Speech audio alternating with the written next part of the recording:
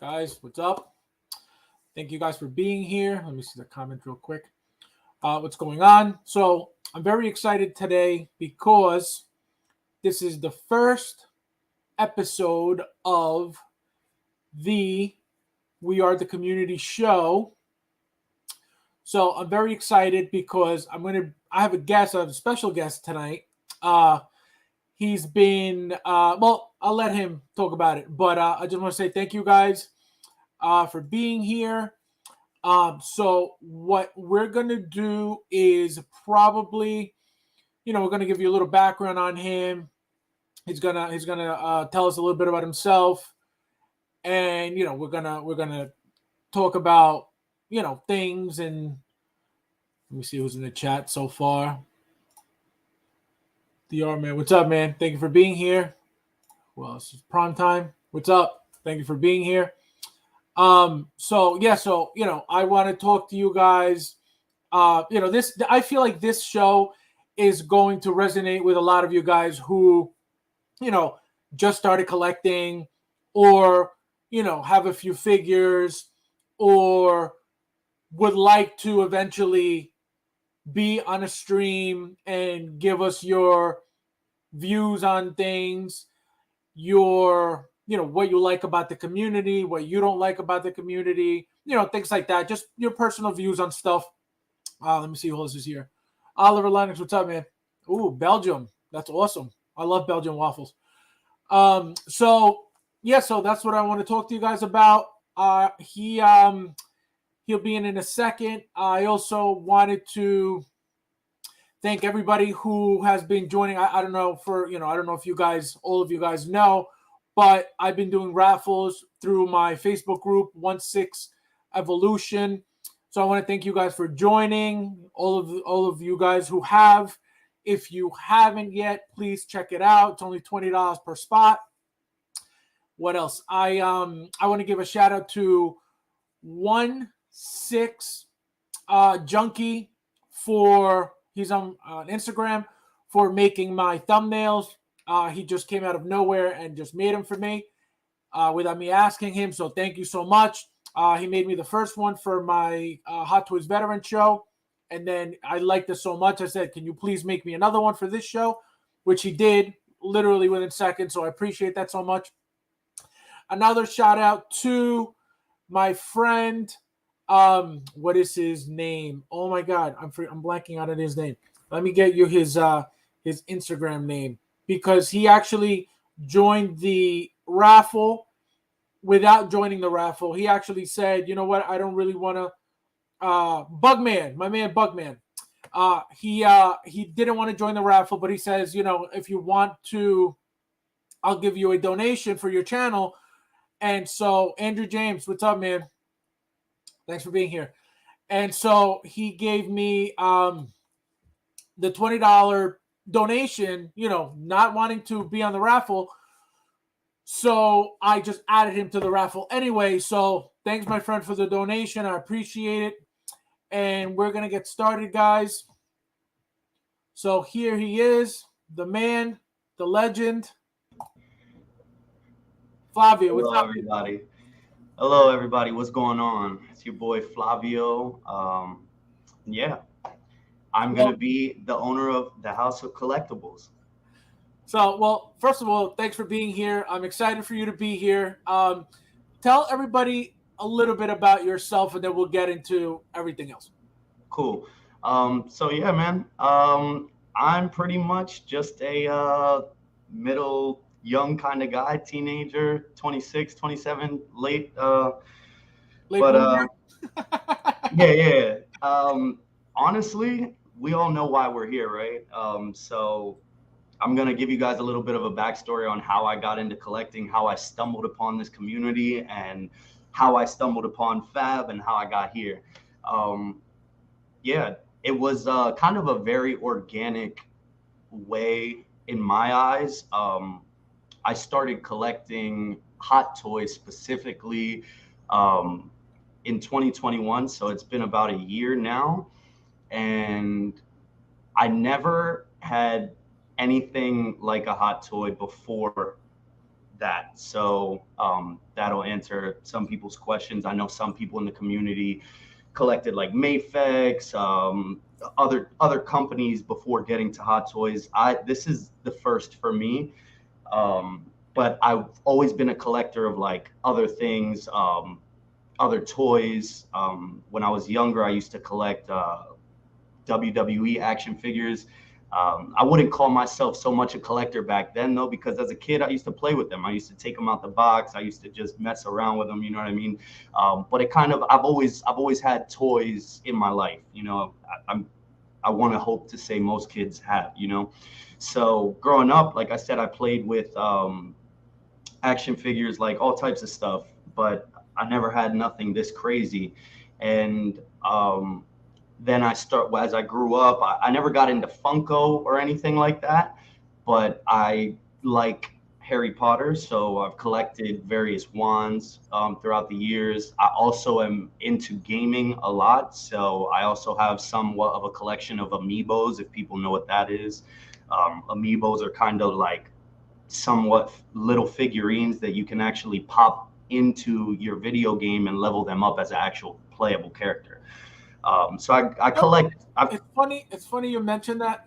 Years ago, one of my barber was buying these games for his daughter, and he's like, "Oh, I need to go get these figures," but he was like, "These figures specifically for the games." But Right. okay, what the hell do you do? I had no idea what that was. So now that you're mentioning, it, I remember what you're talking about. I don't know what they were. I didn't know what they were. They very well possibly could be amiibos, but yeah, like I said, amiibos are pretty much just like the ones that I've collected. They were specifically for the game Super Smash Bros. If anybody knows what that is, that's a pretty competitive online game, also offline as well. But it's a fighting battle royale type style game, and I've always been playing games my whole life, like I mentioned. So yeah, amiibos are That's what like she these said. small, huh? That's what she said. You've been playing Yeah. your whole life. So there's small figures that you can pop onto your like console, like Nintendo Switch. You can tap them. They kind of have like the tap registration, and then once you tap them in, they're actually playable, and you can level up that specific figurine as a playable character, and you don't even have to play in the match. So I collected those for a while. And like I said, I've been into collecting 1/6 specifically for about a year now. I started, and the funny story about to the story to me getting into collecting is kind of interesting. So hear me out on this. It was Christmas. I actually looked back because my first purchase was on Sideshow, and Yeah, I was gonna ask you where did you see or what made you get that first figure? right. So I'm gonna get into it. So the first hot toy I ever seen was on Instagram, but that's not that is what drove me to get a hot toy, but that's not how I got actually into it because I still didn't know what it was when I saw it. So when I first seen my first hot toy, I was scrolling on like not even on a specific page. I don't know what it was. It was, when you go into your search or like into that one tab where you can just scroll through and it just shows you anybody's page and like pictures that are relevant to what you're liking or whatever. I got on there and I was scrolling and it was like a YouTube reel of probably somebody from overseas. It was like one of those now know like being in the community for a while. It was somebody that was like a statue collector. They had a crazy room. Like the dude was he was holding the figure and I was like the first thing that went into my mind when I saw that, I thought that was honestly a stop motion piece. Like I thought that was a piece that made out of clay. Like it was crazy. Like I didn't know what it was. So I'm like, what is that? And I kept like I clicked on it and then I scrolled up and then I seen another thing of a guy messing with it though, the same figure and moving it. And I was like, oh shit, like that's not stop motion. Like that's actually, I think that's like you could buy that. So I just went into the rabbit hole. I started clicking hashtags, like looking at what people were talking about in the comments, and I found the name, like Hot Toy, and I was like, oh shit, like that's it. At first, I almost, and that's the thing, like me not knowing anything about this, I thought it was like a saying, like, oh, that's a hot toy, like so No. so I Google Hot Toys, and the first thing it took me to was Sideshow, obviously. So I get on Sideshow, never been on the website ever before in my life. And I was like, oh, snap, this is crazy. Like, they have a ton of stuff. Like, I wasn't even just looking specifically at Hot Toys at that point. I was just looking at everything they sold. You know what I mean? Like, I was like, wow, this is actually a website that you can get memorabilia for certain IPs that you like. And that really, like, resonated with me because I was like, oh, snap. There's, like, sometimes I like buying stuff, to put on the wall, like, stuff like that. So I was like, wow, they got, pictures, art, all types of stuff. So then I search Hot Toys on there, and my whole brain exploded.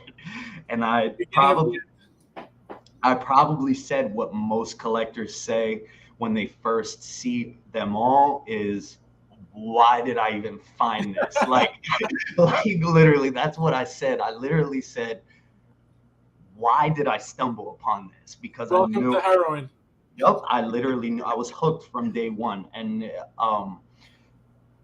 I started going on there looking up stuff. So then, anyways, I'm a very conscious buyer. That's one thing that like I always try to do with any product that I buy. Like I want to know everything about it, and that's how I've always been. When it comes down to, like I said, I've also collected sneakers. Like I'm a sneakerhead as well sometimes. So I've also looked into certain products in other ways. So that's always the first thing I did. I went back to YouTube, and then I searched Hot Toys on there.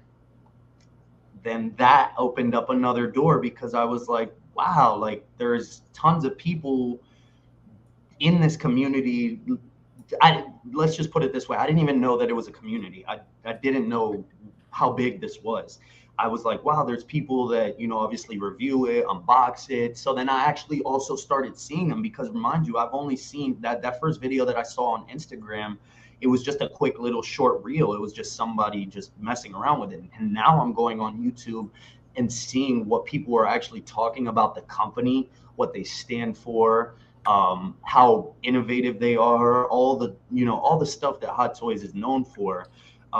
I started getting more into that, and I started watching people's videos. I started, looking at reviews and kind of informing myself more on the actual product and the company themselves before I actually bought into it.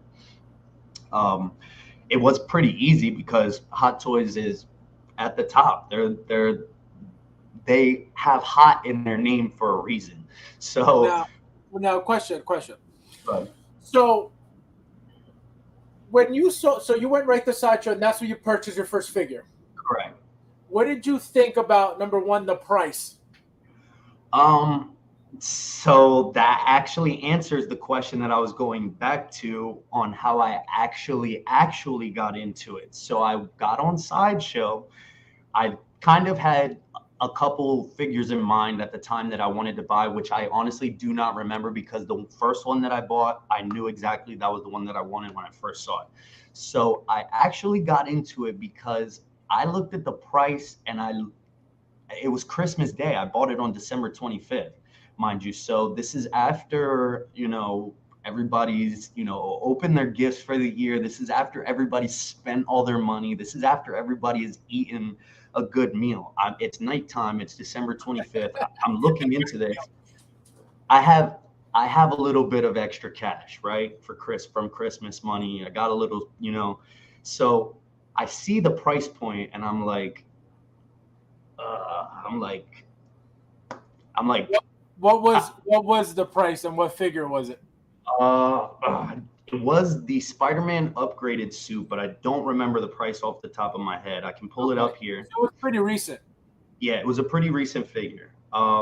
But like every other person or, you know, sane person, I talked to my counterpart, my girlfriend, my wife. So I was like, babe, I was like, this is awesome. Like, look at this. It was 251, 251. I just looked it up right now. I was like, babe, this is awesome. Like, look at this. Like, I was telling her everything about it because at that point I was like informed on what it was. I knew most of, what it came with, all of that. And I was going back and forth. I was like, I'm going to get this. I'm not going to get this. I'm going to get this. I'm not going to get this. to at one point, my girlfriend, she told me, she's my wife now. She was my girlfriend at the time, but at the time she told me, listen, dude, she was like, are you gonna talk to me all night about this, or are you gonna just buy it? So it was Sounds about right. Sounds about right. all she wrote after that. And I just also want to thank my my fiance. Actually, we're not married yet. We're gonna be married, but I thank my fiance because I think she's tuning in as well right now. But she also gave me half of the money for it, and that's what brought me into it because she saw, I guess, that I didn't want to spend the money on it, but I did, and I was really excited about it. So she was like, "Just go do it. Like, just have fun. You're never going to know if you actually like this if you don't buy it." So I ended up buying it, and ever since then I was hooked. And yeah, the upgraded suit was my first purchase, but that is how I got into collecting 1/6. So now you would consider yourself being in the hobby how long?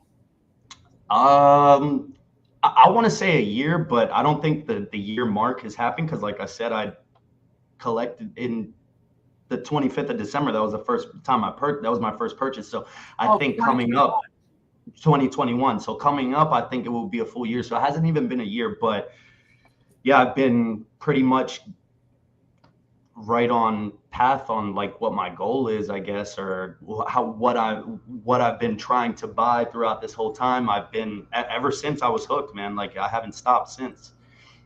Now, you as a kind of newbie to a certain extent, what is it that, let's go with the negatives first. What is it that you personally dislike and would change about Hot Toys, their figures, their stuff? Um, I mean, in all honesty, we all know that Hot Toys, like I said, are king. We all know Hot Toys are at the top of their game in the game that they're in 1/6. There's tons of other companies out there, like 3-0, all types of stuff. I don't need to tell people that.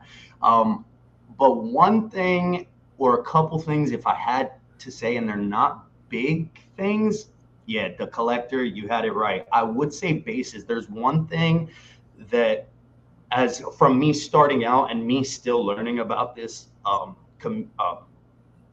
the community and what we do here.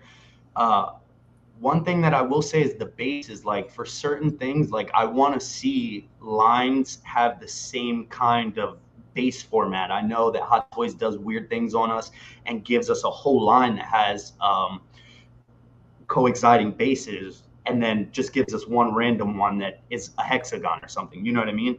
Or keeping things within their lines consistent. And that's one thing. I don't really have a lot of negatives for Hot Toys. Like I What said, about like materials for outfits for certain figures, bodies, head sculpt, hair? Do you want more rooted, less rooted? You know what I mean? Like what are your preferences? Negative first, and then we'll get into the positive. I will say bodies from what I've felt so far, like on the actual figures that I have, I don't have really any old figures. So let's get that out of the way. I can't really compare the Hot Toys that I have to figures like say that you would have, because we all know they were using the true, what was it, the true type bodies or whatever you were Right. saying. So I don't have bodies like that, but I will say certain materials, and I don't know how they actually do their R&D for most of their figures, but there are certain things that I think that they could change, like pleather. I think they can completely X that out. I'm not a fan of pleather, but coming from not collecting anything before, I'm not opposed to pleather. Like that's actually pretty as close as you can get to leather for me. But at the same time, I would like them to use sculpted plastic more, hard plastic, softer plastic, sculpted. Give us a couple layers of paint. I'm fine with that. But again, That's a good point about the pleather because I don't know if you guys realize or saw the present toys uh, it was Present Toys Indiana Jones figure. Okay, it was a third party figure. Apparently, I didn't buy the figure. I don't buy, I don't have many, if any. I may have a couple of Present Toys, but I did not buy that Indiana Jones figure, and apparently it was real leather. But having real leather made the figure tough to pose because it's very thick, right? Which we understand it's leather, so it's gonna. But that changes the articulation and it limits the articulation of the figures. So I understand, and people complain about the pleather because of the fact that over time it gets ruined, it flakes, it gets damaged, whatever. Fine. But I feel like because of that, because of the articulation aspect of that, that's why they've given us that pleather material for so long. Right.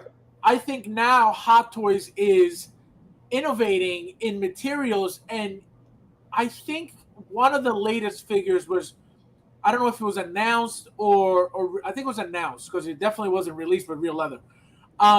They're actually doing real leather. I don't remember which figure it was, but I remember reading on a figure that they were using real leather for something. Now, is that a good thing or is it a bad thing? I don't know. Do you remember what figure it was or no? Are you talking about the Wolverine back It might be. the Days I of think Future Past with the yes, coat? That's yes, one thing that yes, recently yes, people had like gone yes. crazy about. That's what it was. That's what it was. So, is that going to affect the articulation of the figure? Hopefully not. If they were able to thin it out enough to where it's still leather and it's not so thick like the Indiana Jones figure, that would be great. But I think again the problem with the pleather is if you don't keep it in the right temperature, you're gonna have issues. It's just inevitable. Thank God. Me personally have never had any flake. Besides the one very very old Hot Toys figure, which I keep forgetting to pull it out every time. But that figure, I feel like, very very old. I didn't, it doesn't matter at this point whether it's flaked or not. I still have the figure. It is what it is. I actually went on eBay to find a jacket for it, a replacement jacket, and the jacket that they had on sale, for sale on eBay, was actually worse than the one I had here. And I'm like, how are you trying to sell this to somebody that is actually looking for a good replacement, and you're giving them something even worse? But anyway, so what about now that you own, because we talk about how you haven't opened your figures yet and stuff like that, but you seeing the figures once they're out and you knowing that you own them, but you haven't really gotten a chance to play with them and grab them and feel them and pose them if you're going to be posing. How do you feel personally with those choices of spending your money, or putting your money into those figures, those items? I'm gonna be completely honest, man. Still to this day, and we've talked since day one. You know that. But for the people that don't, I've been collecting for a while now. So this is, like I said, the first purchase that I made. I didn't make my first purchase and then have a time span of when I bought my next figure. Like, I bought my first figure, I received it, I checked him out, and a little bit of backstory on that is I'm actually in the process of moving. So I came into a weird problem where, yeah, I'm collecting stuff, but I can't display this stuff, and I'm spending this money on this. And me as a buyer, I know I don't want to just take something out of the box and just leave it there and have it sitting on like my nightstand or something like that. Just that never made sense to me. So going into this, I knew, okay, I have a time frame of when I'm actually going to be able to have these out, like, you know what I mean, and use them. So I always knew that from the beginning of the day. But yeah, it is kind of bittersweet. It's kind of tough for me because when I receive a figure, I check it out. I make sure it checks the boxes. I make sure everything is good, make sure there's nothing broken or anything like that. And then I just put it back. Now I'm actually in the process of moving by next month. So I will be working on getting, shelving and displays and all of that, and finally launching what I've been working on doing, which is, my own thing and all of that. We've already talked about that. Now it does suck. So when you just buy it and these things are meant to be out, like 100%. For anybody that's out there that doesn't have a hot toy, these things are 100% meant to be out. They're meant to be displayed. That's what they're for. They're here for you to admire it with your eyes because they're a treat on the eyes. I'm just going to be 100% honest.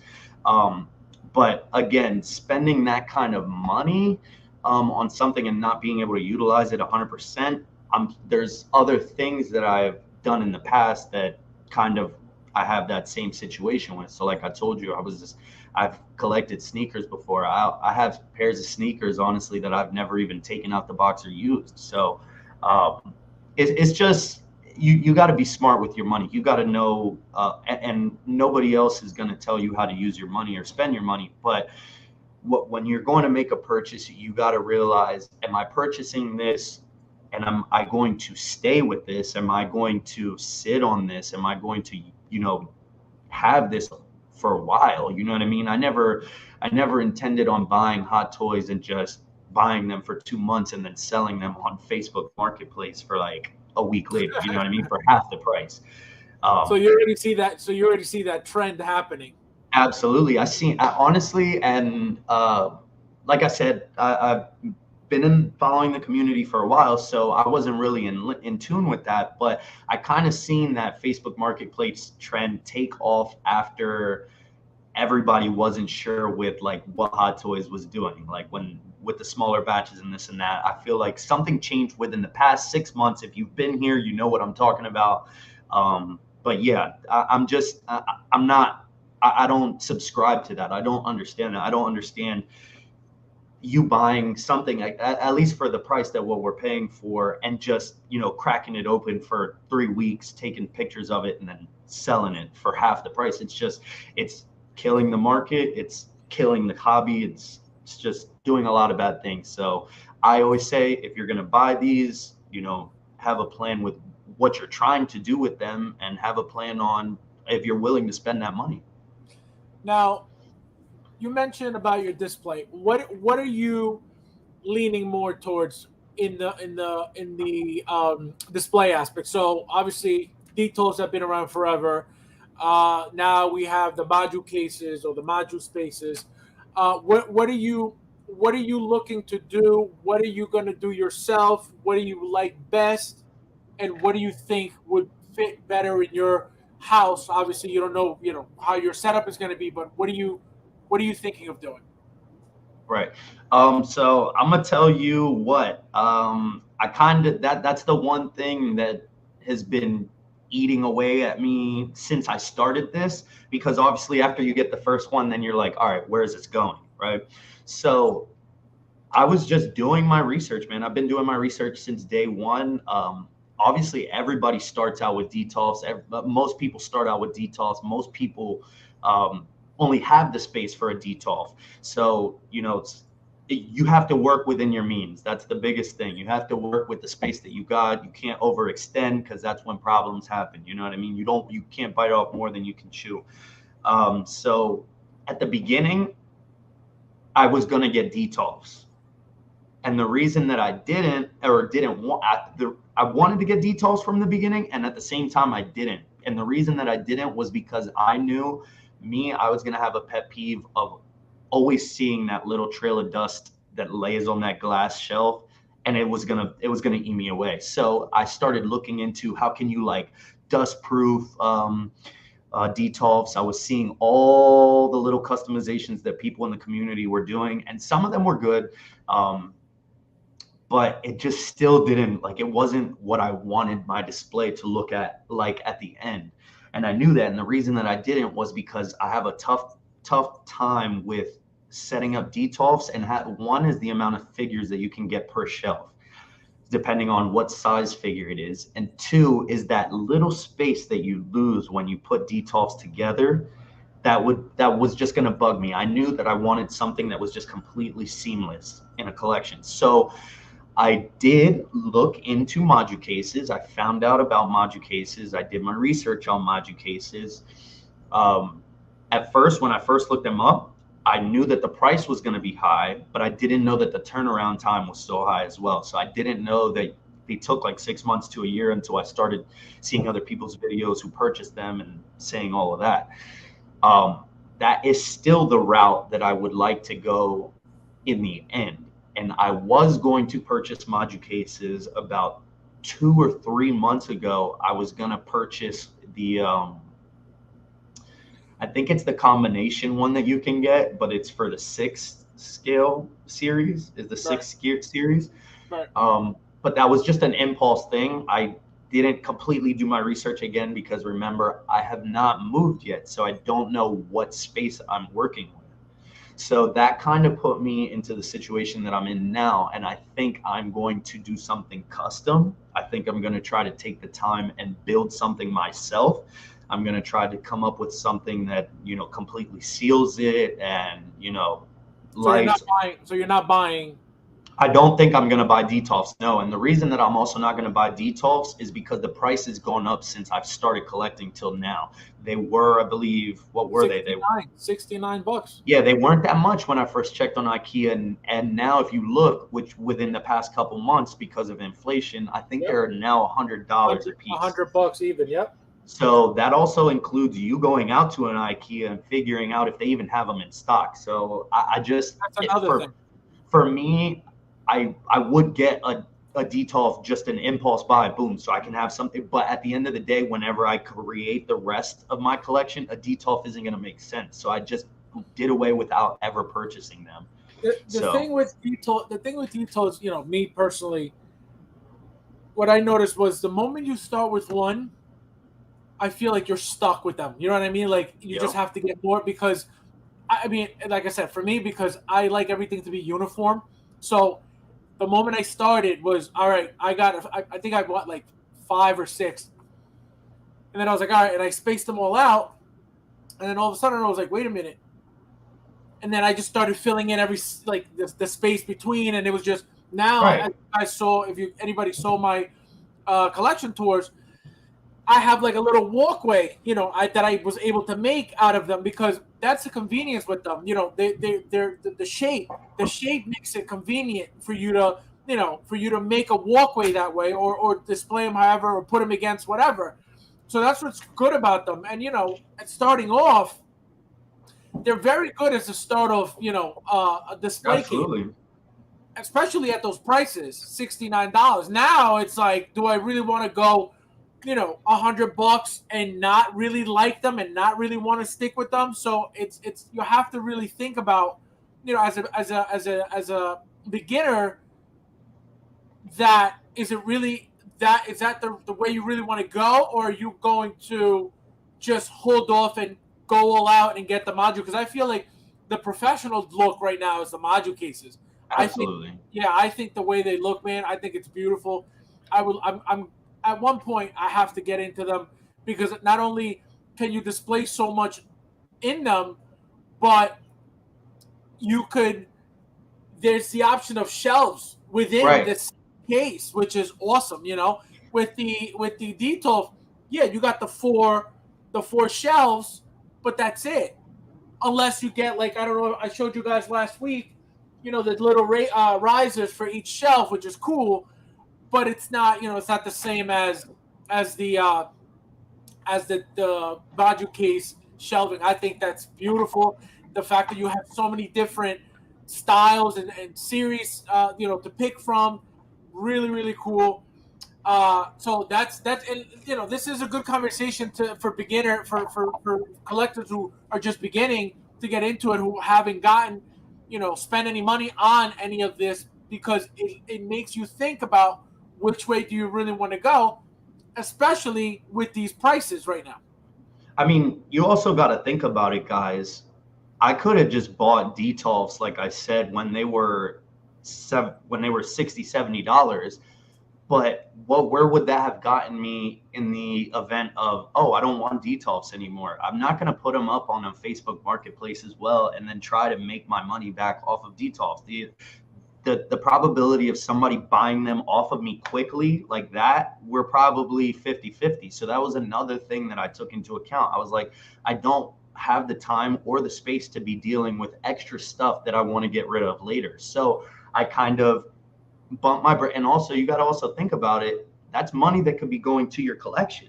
Right. And that's how I was thinking about it at the time. Do I really want to spend money on a shelf right now That's to correct. put 4 or 5 figures in there, and then a year from now me want to get rid of this when I could have saved that money, put it to another figure, and also save up and do the right thing with my display later.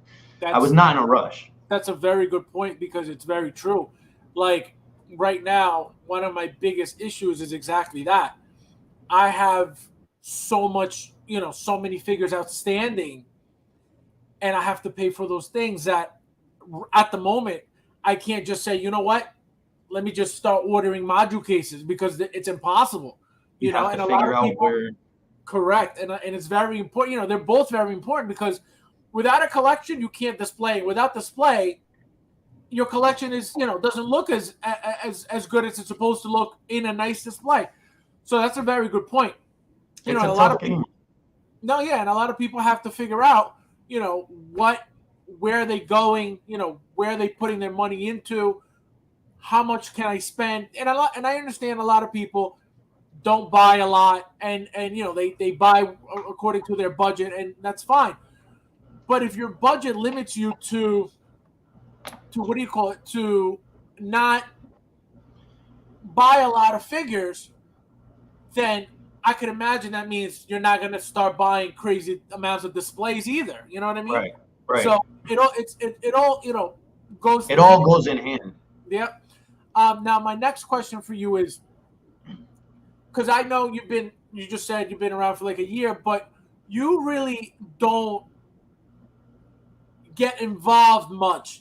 I think you're more of like one of the like how I like to call it.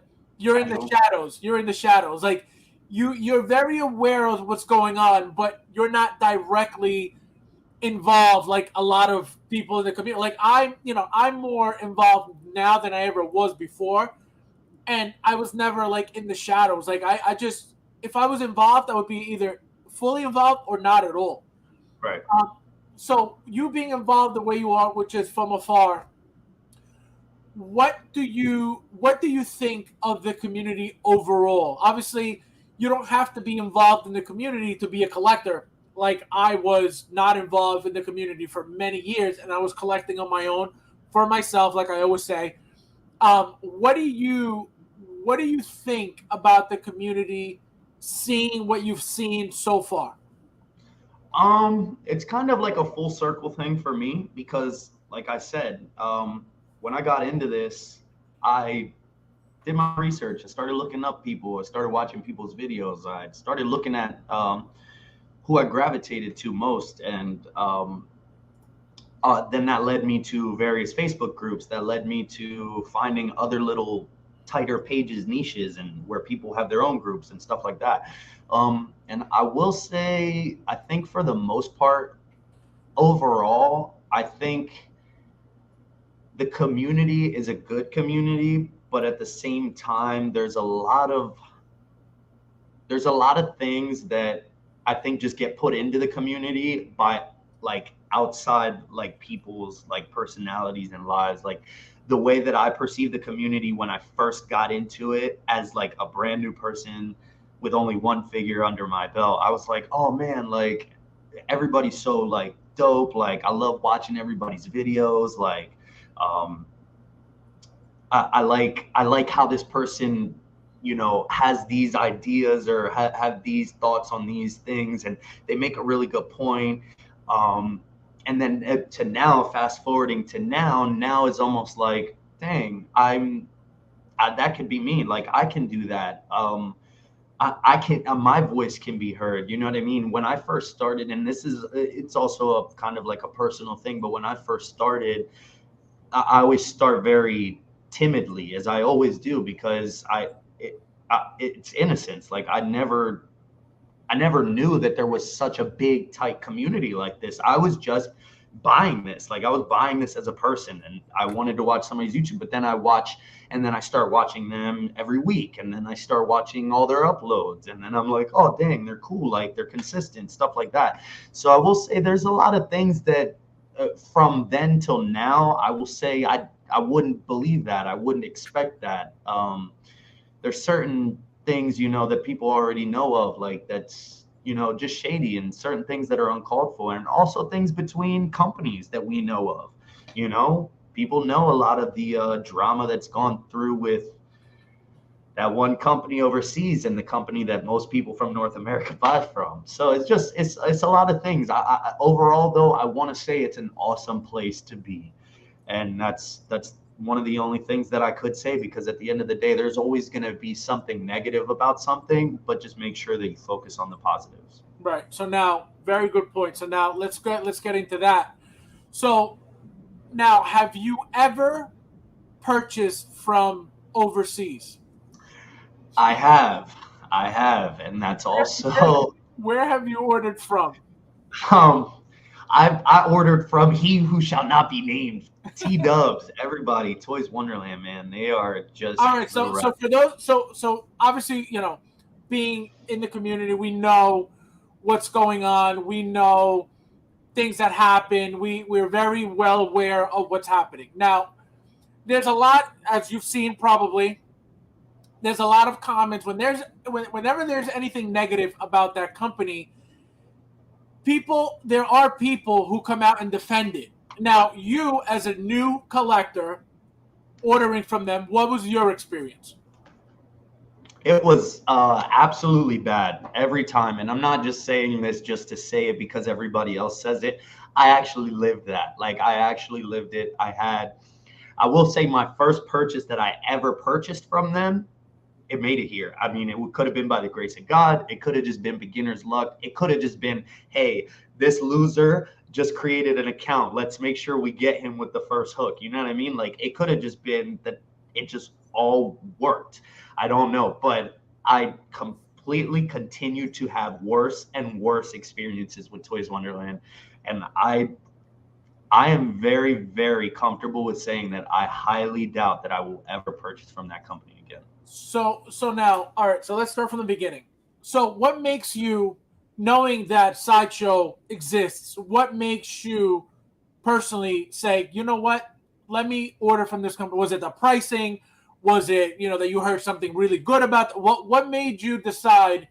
Let me go spend my money overseas. So I'm gonna tell you that as well. So the reason that I bought from Toys Wonderland, also, I just have to say this. What's up, Graham? I know his page. He's a dope dude. I like him a lot. I He's also okay. watched. I also watched his videos when I started. Like, that's the thing. Like, I watched everybody. I look up to everybody, most people in the community. So, all right, going off of that, the reason that I bought off Toys Wonderland the first time was because the one thing that I noticed off the bat, and it's not being, it's from not being educated. But mind you, where I'm coming from, I was a brand new collector, so I didn't know any of this. But mind you, their catalog compared to Sideshow reeled me in. I was like, holy crap, they have a ton of old figures in stock. I don't know anything about the company. I don't know if they're legit. I don't know if, you know what I mean? How'd you end up on their website to begin with? Just from seeing it like in pages and stuff and groups and stuff? I seen it on YouTube. Oh, I seen it straight from the source. We don't have to really say who, but there's a specific YouTuber out there, and he's just, you know, saturated, the 1/6 community in videos, and I got redirected towards their page. So his free promotion sent me to that website with the thought of, I don't, mind you, I don't know this dude. Seems like a stand-up guy. He's telling you everything about it in and out. what you should expect when you receive it. So I'm like, hell yeah, dude, I want to get that figure too. So I went to Toys Wonderland and I was like, dude, what is this? Like, Sideshow's dope, but they have a lot of stuff that Sideshow doesn't. So I'm like, let me make my account, set my stuff up, get ready for my first purchase, see if this is legit. And my first purchase was legit, so I thought it was legit, and I continued to buy from them. I only have made 3 purchases from them within the whole time that I've ever bought figures, but and those 3 were spanned out, so they weren't back to back to back like my Sideshow purchases. But I rolled the dice every time, you know. So now, what is? Because as soon as I asked you that question, your face changed. So what? So what happened? What was your experience with that? So you order your first figure. What happens? All right, so I ordered my first figure from them, and it was actually the which one is that? That's the is it the homecoming suit? No, no, no, no. Which Dang, one? I forget the name of the suit now. Upgraded suit? No, the homecoming one, the one with the hoodie. Is that the Oh, the homemade suit. homemade suit? Sorry, the homemade suit. I forgot for a second. So I bought the first purchase from them was the homemade suit, the Spider-Man figure, and like I said, I bought it. I got an email. But like my biggest thing as a purchaser when you usually go on websites is like, all right, did it, draw my money from my account? Did it send me an email with confirmation link and all of that and order history and all of that? So that all checked the box. That all happened. Like that's all I was, expecting. I wasn't expecting you're not going to get your shit. Sorry for cursing, but you're not going to get your stuff exactly how we say it's going to be. So I didn't even think about that. So I'm over here I made sure I got my email tracking all of that. That all worked. And I think it took about like a week or two for me to like get into the process of them saying that it shipped. So this is the first time, mind you, that I've ever bought something overseas like that as well, like for that much. And it says that it's going through DHL. I was checking the progression throughout the week. Delivered, came to my front doorstep on an unmarked like cardboard box, and I'm like, oh god, covered in tape. Like it looked literally like it came straight from the cartel. Um, but I opened it up, and there was no damage on the outside box itself. So right there, I was already like, all right, this is a good experience so far. Like, there's no problems with it, right? I open it up, I check the figure out, no problems, nothing missing, nothing broken. So I was like, it was a win. It worked. Um, I don't remember what I purchased it for. I don't remember how much I purchased it for, but I think the homemade suit at that time was already sold out. So I don't think it was like over retail. Like I don't think it was super over retail because you know how Toys Wonderland is. They like sell you stuff for like 50% off, but it wasn't like transport trooper prices. Like it wasn't that low, but it was within the price of me starting out. That was like my second figure, I think. So I was like, yeah, I'll buy. So I ended up buying it and there was no problems. But I've had 2 other instances So from that them. so that so that experience was great. So the figure was perfect. Nothing happened to the figure. Yeah, there was So nothing that wrong. makes you again now your third figure you're buying from them. Uh, you're asking about the third figure that I. No. So what happens after you buy this figure from them? Then what Oh, happens? so all right. So I buy from them, and then I'm like, okay, cool. And at that point, I was kind of like just bouncing back and forth because then I was like, as a collector, I don't know if other people are like that, but then I was like, okay, I have a game plan. Like I have my upgraded suit, I have my homemade suit. Like, what do I go for next? So I was kind of bouncing back and forth through Sideshow, and then I kind of just went off into the rails. Like I just started buying stuff that I actually wanted, and like started seeing DC and like all other stuff. But after that, I made like various purchases off a Sideshow. Then I went back I went back to Toys Wonderland after like 2 or 3 months, and I was like, like, let me buy this. Let me buy something else now. Like, I want to see what they have, and if I can get it, I'll get it. Mind you, I had a successful purchase with them, so I'm not thinking anything is going to happen. So I believe my second figure that I bought from them was Commander Cody. I bought Commander Cody, and this is months after I purchased from them. So again, I'm just like, all right, confirmation, tracking, email, I got all of that. There was no problems. Um, I forget if I had any issues with that, because I know certain people, like, they have like ordering issues and it takes like weeks for them to actually see something ship. I don't think I had any problems with that figure on that. I think it came again like within 2 or 3 weeks. um, I opened the box and there was nothing wrong with the outside of the package. I open up the box, I take the figure out, and like, first off, visually there was nothing wrong with it, and I'm over here just handling it. Foot pops off. This is Commander Cody. The Commander Cody. At that point, I'm like, shit. Like, I'm kind of ticked off.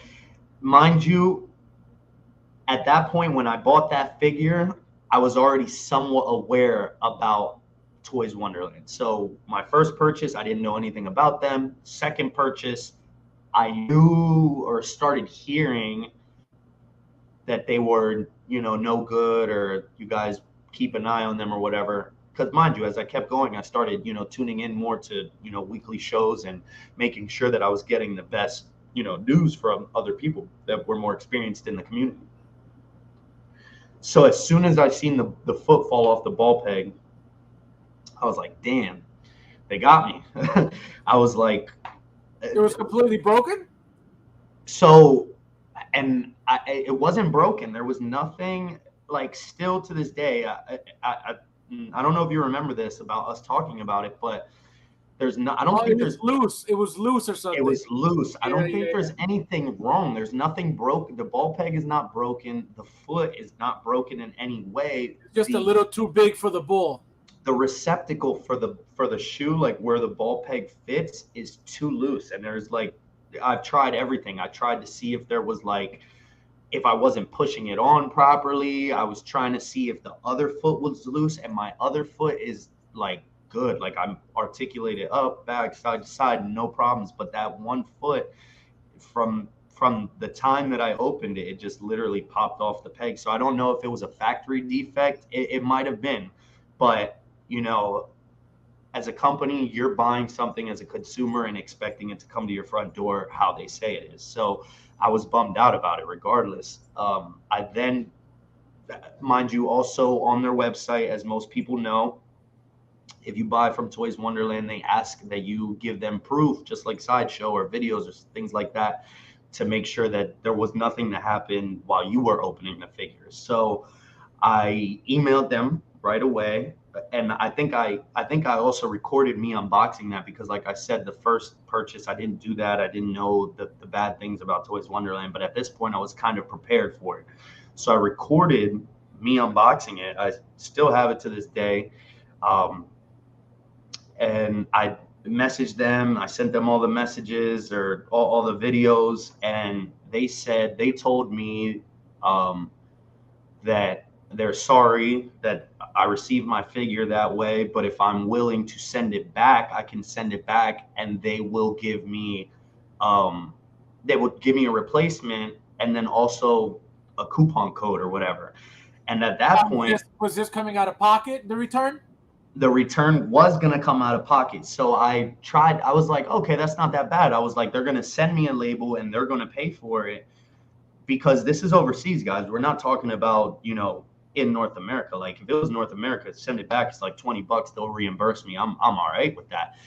I'm talking to some guy that I don't even know. I'm talking to people, I might not ever even see them. I might not ever get my money back. So I was like, I'm kind of skeptical on sending it back, being the fact that I received it like this, and two, how long the turnover time it takes. I was starting to being more paying attention to that, like, sitting at port, it might not, getting there, all of that. Here, like, I'm hearing stories from other people. So I told them, now I don't really want to send it back. Is there any way that um, that you guys can compensate me in a different way? And they were like, sure, we'll just give you a coupon code for your following purchase. And right there, I was upset. Like, I took the bite, you know what I mean? Like, there was nothing that as a buyer, there was nothing that I was gonna do besides that. Like, I wasn't gonna send it back because I wasn't sure if, one, they were gonna say that they received it, two, let alone actually send me a replacement or any of that. So I just, I took the bite on it. I kept the figure. We talked about it. You said, just slap some blue tack in there and it'll be fine. So that's what I did. I kept the figure. Now, what makes you become skeptical about them all of a sudden if you already had your good experience with them? So the reason that I got skeptical with them was because I was like, dude, I kept watching like YouTube videos where people were like, like, people were slandering them, and I was like, dang, like, it's coming up a lot. Like, people were saying the same thing. So I actually just started to think about it. Like, I was thinking about it, like, okay, this is actually not like a legitimate like retailer. These are just people that built their website from the bottom up. I heard about this, like, I found out how they operate. Like, I'm telling you, dude, like, it wasn't just me making 1,000 purchases on Toys Wonderland and not knowing, like, if they were good or bad. Like, after my first purchase, then I went and, figured out, like, what are they about? How come they have everything in stock that Sideshow doesn't? So I started to answer a lot of my own questions, and also with other people's content. And I just became skeptical because it was just too many people saying the same thing.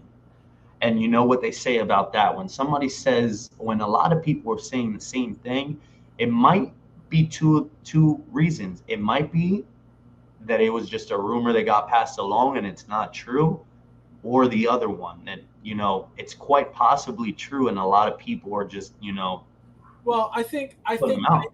I think when it has to do with people's money, I Correct. think it's very rare. Like, if for example, the rumors were, or what was going around was regarding something not having to do with money, I think people would have overlooked it and said, "Oh, that's probably a rumor." But the moment people started saying they're taking my money, they took all this money, Right. that's when it's like people have no choice but to believe it, because now why would anybody make up that their money's being stolen? You know what I mean? So Right. I think that's what made it more real for people A to 100%. wake up and open their eyes with that company. Now, so this happens with that figure. You still buy from them again, though.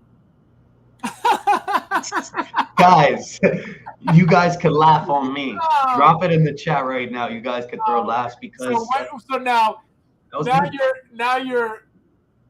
you have this bad experience, which wasn't terrible if you really talk about it. You know what I mean? If you really think about it, it's not that bad that the foot was loose. Oh, okay, that one. Yeah, Yeah. yeah, that's not terrible. You get things that are defective. It is what it is. Now, what happens next? Guys.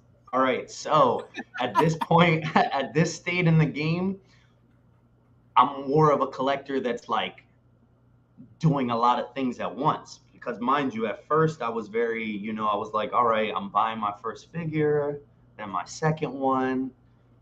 I have a cool little collection. Like, all right, now I'm like up to like 6, 7. Like, so now I'm over here like, damn, like, I'm just trying to find who has it at this point. You know what I mean? So I buy from them a third time. And the reason that I bought from them a third time, and again, was because of their catalog. And that's the first mistake that I made, because I should have realized this from the first bad mistake, right? But personally, being the person that I am, I just roll the dice sometimes, and I'm like, you know what? Screw this. Screw what people are saying. It works for me. And also, I tried to get them back with their little coupon codes that they were throwing on me. So mind you, I was sitting on a also pretty nice coupon code. I'm saying this with air quotes because they manipulate your cart out. They manipulate how much your shipping is going to be depending on, I think, what the figure is. Mind you, I don't know this. Like I don't know this. I'm not paying attention to it like that. So I'm like, dang, and you can't run away from these guys. Like they send you emails, and if you unsubscribe, it somehow still sends it to you. Like I don't know what they're using over there, what malware they got, but it's working. So I'm getting emails saying that, oh, like you got another whatever points, and then I was like, oh snap, this is gonna be my last purchase from them. I'm out. I'm done with them from now on. I'm gonna use all my points. I'm gonna rack them up, and I'm done. So that's what I had in my mind, and they still ended up getting me. That's what I want people that are out there watching this to realize is like they're always gonna get you somehow.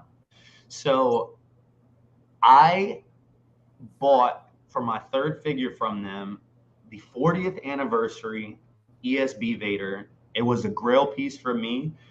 Um, Not necessarily a grail in people's eyes because, guys, with that new Vader that's coming out, that's a really nice piece. But I knew that I always wanted an old representation of Vader, and ESB is like, to me, is up there. So nobody else has it. Like for me, I'm gonna put this out there. I don't think I've ever purchased anything on eBay, let alone if I was gonna purchase a hot toy. I'm gonna research your sell history and make sure that you're a credible seller on eBay. I just didn't do my due diligence. I didn't really look into like that route, like buying it off of somebody that's saying that it's 100% brand new. They cut it open just to inspect it. Like I didn't want to go through that. So I'm like, screw it. Like I'm just going to buy it from these people, even though they burned me twice. So I ended up buying that figure, and that was the nail in the coffin right there. Like the way that I received it, I wouldn't put that on anybody. You know about this. Nice. So tell step by step, so they feel your pain. So so you get the figure. What All happened? right. So hold on. So I think I don't remember. I think I have the price. I think I looked it up a while ago, but I think I purchased it, and this is an insane price, guys. Think about this. I think I bought it for $340. $340, which I don't know how much that figure is going for right now. But with my points that I had from the website and with the discount that I had from Commander Cody, that my bad purchase, the previous one, I think it brought it down to like 300 something odd dollars, like 40 some dollars with shipping and everything. So I was like, oh yeah, like I was like, that's a beat on them. Like I'm actually paying for less than what it was. Like it was going for like 500 something, I think, on their website, and I got it down to like 300 something, 80ish dollars, like 40 something around there. So I was like, dude, this is amazing. Like this is a complete markdown. I'm definitely buying this. If this is the last figure that I buy from them, I'm buying this, like regardless. So I buy the figure, and I do come across the situation where my figure doesn't ship. So it's about a week or like 2 weeks. I think the 2 week mark hit. And I So was when you like, say, so when you say it hasn't shipped, meaning you don't have any tracking information, you don't have anything. no, no, no. Like I got up to the point where it was sitting at customs. But by the second week, like this is already week 2, you're like, for most people that have bought from them, I like you usually should get like past customs by like the first week, and then it takes like another like couple days to get to you depending on where you live. So I'm over here like a week and a half kind of, and I'm like, I don't get no no more movement. Like it's just still sitting at customs every day. It just updates. It's like somebody just scanned it and threw it back on the floor. It was like, all right. Oh man. So I'm like getting stressed out here, but I do my research. I'm like, oh snap, there was a holiday going on that was for them at the time. So I was like, all right, let me relax. It's probably just because of the holiday. It's gonna ship out the next day. Doesn't ship. I'm emailing them throughout this whole time. Mind you, if you guys have ever dealt with them, you're going to talk to them the following business day because that's just how it works. They're overseas. By the time you receive an email from them, you're going to wait a day or two later to hear back from them. So I'm like going through emails with them, like, guys, I haven't seen any movement with my figure. What's going on? They tell me in my email, we are sorry and we apologize. One of our associates put your because I every time I purchased from them, I purchased expedited. Like I purchased as fast as it can ship because that was my game plan. I was like, if I can get it to ship as soon as possible, then maybe there's not going to be any problems. It's going to get to me as soon as possible. That's the way I was taking it. I didn't want to do the 7 regular business days because that I could imagine that's got to be a nightmare. Like you probably don't get your stuff for a whole month. So they're like, we apologize. Our associate pushed it through as a regular package, like not express. And it's already at customs and we can't do anything about it. So I'm like, you're kidding me. You're telling me that I paid for extra ship it, like to ship it faster. And you're telling me that there's nothing that you can do. It's sitting at customs.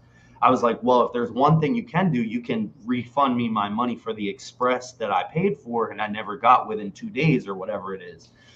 So they were like, all right, yeah, we're going to just refund you the shipping cost or whatever. So I even got it for less than what I think I told you guys that I bought it for. But it doesn't matter. I still lost out in the end. That's the whole point of the story. So finally, I think like a week later goes by. They're actually like, oh, it's coming now. I see the update. It gets to the States. Then I have to deal with it coming over here.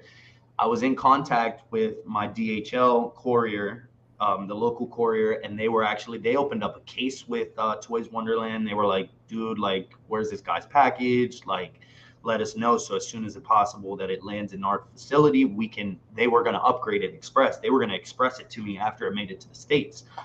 So I finally received my figure.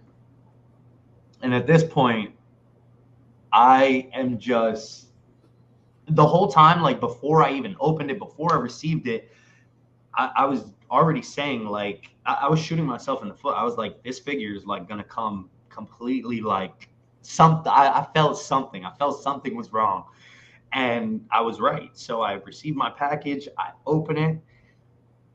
The first problem that I had with it right off the bat, mind you, I know it's an older figure. So I'm over here like, is this coming brand new sealed? That's what I paid for online. I didn't buy pre-owned or anything like that. And I open it up and it's just in the plastic bag. Like the plastic bag doesn't have the tape seals like it usually does. Like it was just in the bag and it wasn't taped properly. So I take it out of the bag. I'm like, whatever. There's like ruffling on the edge of all my box, like from all the cardboard, like if it was just never brand new, like it didn't come in a shipper. That was the first thing that I was like, I'm done with them. I'm Oh, you done got with like the wrinkles of like the old, like an old box, yeah. the pull off cover. It was all frayed. It was already, and I was like, dude, it's used. Like I said that from the beginning. I was like, this isn't brand new. So I'm like, whatever. I could deal without the box. It's an old figure. It's probably, it's probably the last one that they got or whatever. I'm just making a ton of excuses. I open it up and I recorded this like I do with all my Toys Wonderland packages. I was like, dude, I'm recording this from start to finish because the Commander Cody situation that I had with them, I don't want to happen again. And I'm not dealing with it on this one. Like I'm sending it back. They're not getting me this time.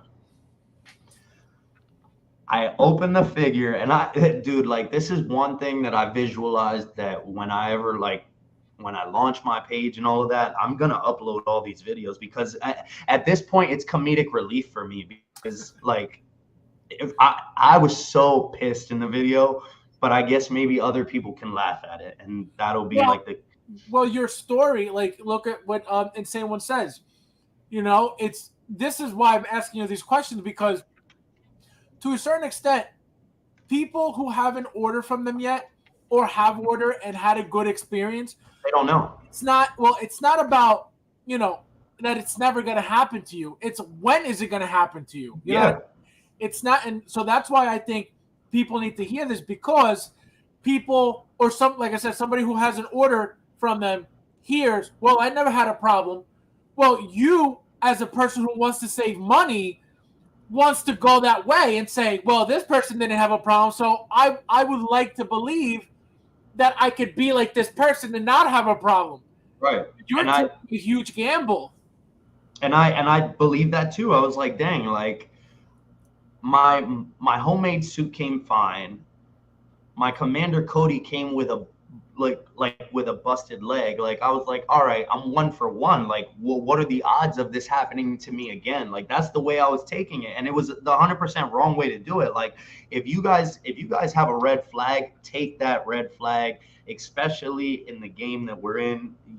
There's no reason that you shouldn't buy from any retailer in North America or your local like comic shop. Like support them. Like there's no reason to support these people overseas that aren't giving the respect for what we're purchasing. Like if that's like me going to McDonald's and ordering a Big Mac, and then when I get to the second window, it's completely messed up. You're gonna do the same thing. You're gonna wrap around that drive-through. You're gonna say, "Hey, I didn't pay for this. I want my sandwich done right." So it's the same thing, guys, but on a different level. This is expensive stuff. You don't want to mess around with that, Right. and And I don't put that on anybody.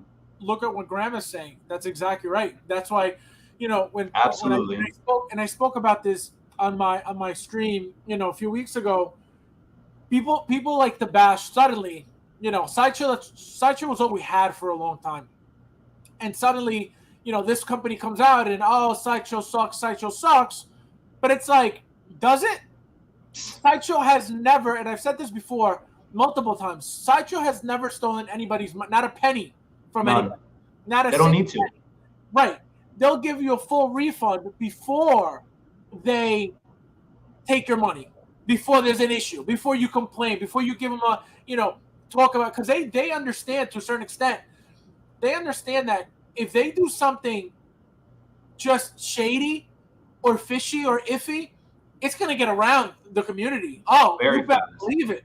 And Very the fast. fact that they're very involved with their channel and their group as well, they don't want any negativity. So whatever issue that they can resolve, and they'll try to resolve your issue before anything. Because obviously, as a company, I would rather keep the money and fix your issue than just start giving you refunds for no reason. So I understand that as well. So they'll try to fix your problem, and if they can't, here's your money back. You know what? It is what it is. We'll take the loss, or we'll figure it out. But to not create animosity in the community, because I'm telling you, everybody has a channel now. Everybody's outspoken. Everybody, goes in a group and says, "Oh, this happened to me," blah blah blah, and then people right below, "Oh, me too," blah blah, and it'll become something very toxic for them. Right. So to avoid that, I think that's why they are the way they are, and I think that's why their customer service is the way it is. And again, I'm not saying that they're perfect by any means. I've talked about what I think that they could fix that affects, I think, everybody in the community when they order from them, which is their place in line. When you order something, whether you order it, pre-order it, or you order it 5 months before it comes out or the day it comes out, a lot of people will get it, the day it comes out before, somebody that pre-ordered it, day one. So I think that's something that they should work on. I think that, that's something that could be fixed, or at least let the person know your number blah out of blah orders. You know what I mean? So Right. at least, even though that's very vague as well, it'll give you at least an idea of, okay, like I'm real deep in the orders, or I'm in the beginning orders, or I'm at the end of the orders, but at least you know something. You know what I mean? Right. Which I think that'll be a huge deal for them as a company. One thing I just noticed that affected me big time, like more than you guys could imagine. They just they I don't know if you guys noticed, they had a calendar on their website. You could go to calendar and it would show you, when your orders were going to charge if you have them on payment plan, or when they were going to release or charge if you had them, just whatever. They removed the entire calendar is gone. So now I have orders that are about to charge, and I'm like, I go looking at the calendar, looking for the calendar. Calendar's gone. I was like, oh my god, now I don't know when it's charging, what's charging, how much is I have no idea now. So now I'm going insane. I'm like, what? So I start going all over the website trying to figure out what happened to the calendar. Couldn't find it anywhere. I ended up calling them. What's going on? What happened? What happened to the calendar, guys? I really needed that calendar. It was very useful for me. I kept track of everything. Oh well, the tech team updated the website, so that's gone. I said, what do you mean it's gone? I need that calendar. That was like my life. I knew exactly what was coming. Anything that I needed to push forward, it was right there for me to know. All right, this is going to be charging in 3-4 days. Because what happens is, if you try to move something, push the payment forward, that day when it's supposed to bill, you can't do anything. You got to wait until it goes through, or it doesn't go through, for you to be able to do anything about it. So that was helping me big time, because if something was about to bill or charge my credit card and I didn't have the money for it, I would fast forward or push it forward to the following month, same day. For example, if something was billing on the 15th of August, then I'll push it to the 15th of September. So that's why that helped me out big time. Let me tell you something. They removed that calendar. I was like, and right now I talked to somebody that were like, oh, we're going to see if they could do something about that, blah, blah, blah. But that, to me, was a huge, huge mess up on their part, because I can tell you right now, I'm not the only one who was using that calendar. That calendar was the most helpful thing I have ever seen. Another thing that they could fix is that automated system that they have. If for whatever reason, your card declines, which has happened to me multiple times, the card declines and they give you 3 days. It used to be 7 days. They used to give you 7 days to whether it was put, because I use different accounts. So I like to have money in one account and then switch from one to another. So I'll have preloaded credit cards already set. So for whatever reason, they wouldn't go through. They would give you 7 days to be able to, whether switch the card or whatever. Now you only have 3. I don't know why they made it shorter. I don't know why they did all that. But, that's another negative on their part. Why all of a sudden, especially now with the economy the way it is, people still want to collect. People still need those, to be able to get those figures, especially when you're paying the what do you call it? The non-refundable deposit. And if you get hit with those 3 days and they bill again and the money's not there, that deposit's gone. So you lose that money. Yeah, that's it. You lose. So imagine somebody who has all these orders and you're constantly losing these deposits. Insane. So I told him, I said, listen, I said, look at my page. So the guy even said, yeah, I can see you have dozens of pre-order, which I do. I have dozens of pre-orders. So somebody like me, I can't afford to be losing, constant pre-order refundable, non-refundable deposits. It's insane. That's, hundreds of dollars like at a time. That's a whole figure just in NRDs. Multiple figures at a time, So it's like, wait a minute. So, I don't think Sideshow is perfect by any means. I will tell you, I'm not, I don't work for them. So I don't tell anybody, oh, yeah, they're great for no reason. If they're great, I'm going to tell you they're great. If they're not, I'm going to tell you they're not, because I feel like a lot of YouTubers and a lot of people in the community just like to kiss ass and say that, oh, this is great for absolutely no reason, just because they think that they, whether they're affiliated or they benefit somehow or whatever it is. There is no need to lie to people about things that should be known and that should be talked about and spoken about, and letting, beginners especially, who just got into the community and don't really know about where to order, what to expect. And if you're telling people, oh yeah, no, it's okay, like, and they get screwed somehow, I feel like that's a disservice to anybody in the community. Right. If this community is supposed to be, so close and so tight and so friendly, which it could be to a certain extent, and it could not be to a certain extent.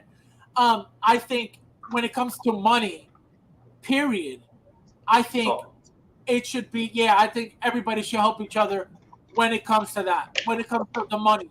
Whether it comes to even getting scammed in the community, I think, being there for each other and protecting each other and letting people know, listen, this person's a scammer. That's another very good, very positive thing in the community that I've seen a lot of. Scamming has died down tremendously because of that. Because you could easily get scammed and say, you know what, I got scammed. Let somebody else get scammed too, so I'm not the only one. But that could easily happen, but it doesn't happen because there's a lot of people who are good people in the community and who have a good heart, and they don't want things like that to happen to them. Recently, actually a couple days ago, and I knew right off the bat it was too good to be true, I get a message from this guy asking me if I'm looking for any figures to buy. He goes, I'm selling a bunch of figures. He goes, would you be interested? I said, well, what do you have? I said, I'm actually looking for really old stuff. I said, show me what. I said, I'm actually looking for, I don't know if you guys know, it's called the Silly Things Gunmetal Mark III. I believe it's a Mark III that, very, very old. It was a Asia release only. That's one of the figures, well, actually one of the only figures that I'm missing from my collection. Again, that's one of the only figures that I would go backwards for because it's something that I really, really want and I really need. Even though if you compare it to what we're getting now, it's very crappy. But that's me. That's just, I want that figure. So he messages me, shows me a picture of it. I was like, oh my God. I was like, how much? The figure's going for $2,000 on eBay right now. Wow. Yeah. So I said, how much? The guy says $250. What? I was like, this is a scam. Because remember this too. For those who don't really know, if it's too good to be true, it's a scam. Period. 100%. End of story. So he says $250. I was like, wow. So again, I knew there was something very shady about that because it's not going for that much. But on the other side, I was like, you know what? I was like, maybe he really needs the money, which that's another possibility. It happens, it really happens. But again, a $2,000 figure for $250, I don't think so. Mm-hmm. So I said, all right. So I said, send me a picture with the timestamp. He sends me a picture with the timestamp. The second issue with the picture was that it looked like he had a timestamp. He took a picture on a ripped sheet of paper, and he cut it, right? He cut it and he pasted it on top of the image of the box of the figure. So I was like, all right, this looks really, really shady. I was like, something's wrong here. I was like, wait a minute. Third red flag. I said, okay. I said, I'm going to send you the money. I said, what's your PayPal? He goes, my PayPal is limited right now. He goes, can you send it through Zelle? Yeah. I was like, I don't have Zelle, which I don't, but I said, I don't have Zelle. He goes, so I said, all right, take care. Because I knew right there, I was like, he's a scammer. So he goes, why? He goes, can you send it? So remember, his PayPal was limited. I said, so he goes, can you send their friends and family? He goes, I can use the friends and family. I was like, block. I He's was a like, bad scammer. yo, like, can you imagine if my PayPal doesn't work, but my friends and family does?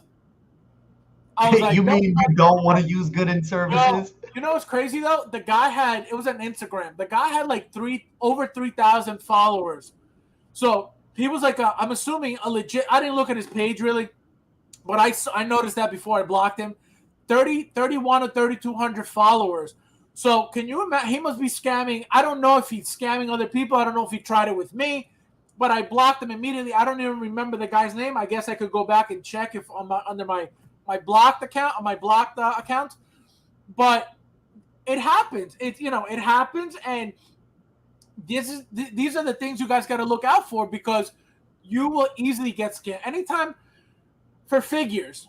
Anytime somebody says Cash App, Zelle, or anything like that, that's only used to send money because that's what these apps are for. Only to send money.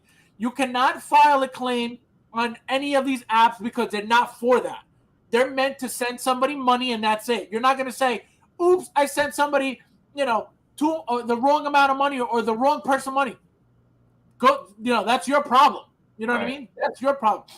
So anytime you're going to pay for something regarding a figure or anything like that, PayPal, goods and services, because there's a possibility that you may have to dispute that charge. And the only way that PayPal is going to intervene with that transaction is if obviously they got that cut from the fees that you get charged as a buyer. Right. You know what I mean? Or as a seller or whatever. But that's what they're getting paid that fee for, to get involved in that transaction. If for whatever reason you pay friends and family and something happens, let's say me, I'm PayPal, right? And you paid somebody else, friends and family, and they scammed you. And then you come to me and say, "Oh, can you get involved? They scammed me." Why, if you try to go around my fee that I get paid, why would I get involved in your issue that you just got scammed over if you didn't want to pay me? Right. I wouldn't. I would be like, that's your problem. You didn't want to pay me, then you deal with it. That's and what are you between going to you do and the about other it? guy. Exactly. What are you going to do about it? Absolutely nothing, because you just got scammed because you were trying to save, whether it was $6, $7, $10. It doesn't matter what the amount is. It's worth it because you're covered. Right. No matter what happens, you're covered. If you try to get around that to save 5, 6, 7, 10, $15, it's not worth it, let me tell you. Because a figure, even if you're paying somebody $150, that's $150 that you just threw away. So that is what you guys need to understand when you're buying things like that from people. Number one, who you don't know. You could easily ask, can somebody give me references on so-and-so? What if the person never dealt with anybody before? What are you going to do? Doesn't mean that they're a scammer, but maybe they just never sold anything to begin with. You're going to be the first person. So that's what you guys got to look out for.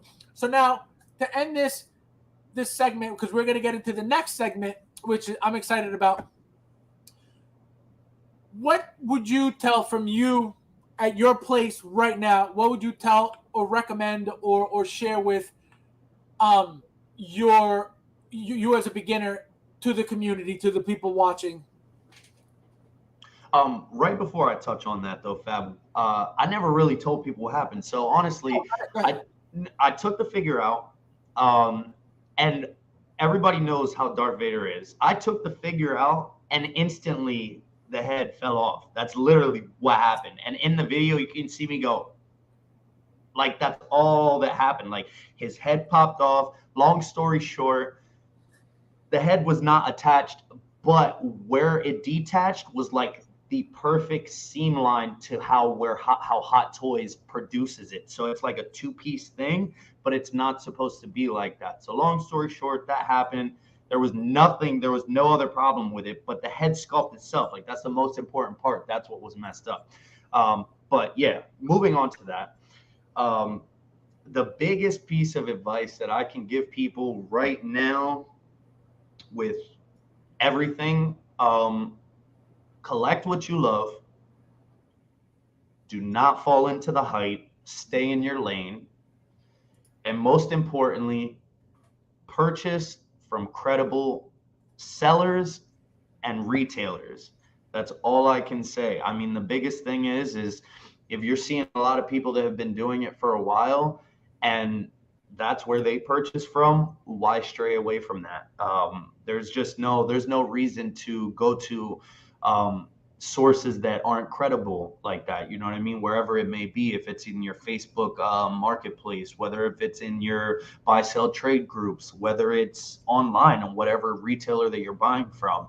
I just definitely recommend sticking to credible sources. And for now, Sideshow is probably the only place that I will make purchases for collectibles, man. It's just like you said, they have a good track record.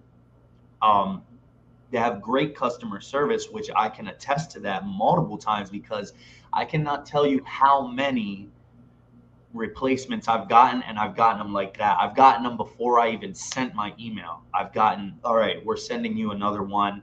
There's been times where they don't even ask for you to return the damaged product. So it's like I have a lot of pieces that I just have extras of because it's like, well, snap, they didn't even want this back. They didn't even want to deal with that. They were just like, here, we'll just send you another one. So I definitely recommend Sideshow for people out there. And my biggest advice is just take it slow. Take your time in this. There's no rush. There's nobody that you're competing with except for yourself. If that's something that, people out there do, I know a lot of us try to always want the next thing that somebody has, the FOMO that we talk about. Just stay within your means, stay within what you can do. Like if you can only purchase a figure every couple months, stick to that. If there's something that like my biggest rule, like Fab was saying, he was upset about that they took away the calendar for your purchases on Sideshow. That's another reason that I love Sideshow. They have payment plans. You can set up payment plans with them, and you can set it up to where it takes your money out the same day every month. That's one good thing to stick by, so you can keep track and you're not really putting yourself in a hole or bottlenecking yourself to where you're like, dang, why did I purchase all of these things at once? One of my biggest go-to rule is that's working for me right now. I don't put more than 3 figures on payment plan at a time. And it works for me. It's not no rhyme or reason. It's just, I can put up to more than that, but I choose not to. So then I know, and I have a step plan of, okay, once this one's paid off, then I can move on to the next one. You just want to be smart with your money. And that's one of the biggest things. You want to be smart with whatever you do with your money. You know what I mean? This is your hard-earned money that you're working for, and you're putting into other things, whether it be things that you got going on in your personal life, whether it be bills. We all have that. We all live that. So just be smart with your money, stay within your means, and collect what you love at the end of the day. Very well said. No, it's very true. It's very, very true. People get, very, very nervous about, oh my God, I don't want to miss out. And to a certain extent, I understand that because, when people go on the secondary market to look for these things, it's like, especially eBay, it's like double the price almost sometimes, you got to pay an extra $100, 120, 130, 150. And not only that, but then depending on where you live, you got tax, so it gets expensive if you don't get them for retail. Now though, with how the market has been, within the past, I want to say year maybe, and it's gotten worse within the past 6 months, but within the past year, I think FOMO shouldn't be a thing anymore, because you'll find it used. Somebody will be selling it used, down the line at some point. So you don't really, again, that's just my opinion. Doesn't mean that you don't have to have that fear, but I feel like at this point it's not so necessary. Years ago though, let me tell you, I've seen figures be posted on Sideshow and within a couple of hours gone, completely gone. because again, years ago, the market wasn't the same. Hot Toys wasn't making the same amount of figures. The numbers were very, very limited, and it wasn't even about special editions or regular batches. It was just whatever it was, gone immediately. So the FOMO, I think now it shouldn't be such a problem. But again, it's usually the person. It's not the market. You know what I mean? It's the person who freaks out and says, "Oh, I don't want to miss out on this," and they get crazy. But understandable. And again, I don't think that should be going on anymore. So we're gonna get into what were you gonna say? I wanted to touch on what Nathan Henderson said about old figures and unavailable figures. Nathan, that's actually a good question. That is one thing that I kind of like had to go through when I first started collecting, because like once you get into this, you're like, oh snap, like there's that, there's this. Like I didn't know that was a thing, but this is in stock right now. What do I get? Am I get it? Like, you know what I mean? You're just getting thrown into all different ways when you first start out. And to touch on that, Nathan, is the biggest advice that I can give you is the biggest advice that I've gotten from people that have been in this community already for years, and like Fab, that have been doing this for a long time. Always move forward. And I know we have heard that a ton of times. I've heard that a ton of times on multiple people's streams and multiple people's, videos. Always collect forward, never collect backwards. And the reason that it kind of bummed me out at first was because, like, guys, why are you saying that? There's so much good stuff behind us. Like, even though there's a ton of stuff that's coming out, there's so many good figures that have already been sold out, or you are already on the secondary market. But dude, just do yourself a service and always collect forward, but try to circle back whenever you can, if that's possible. But it's you're gonna come into a tough time where you're going to want to collect stuff that's now and collect stuff that was a past.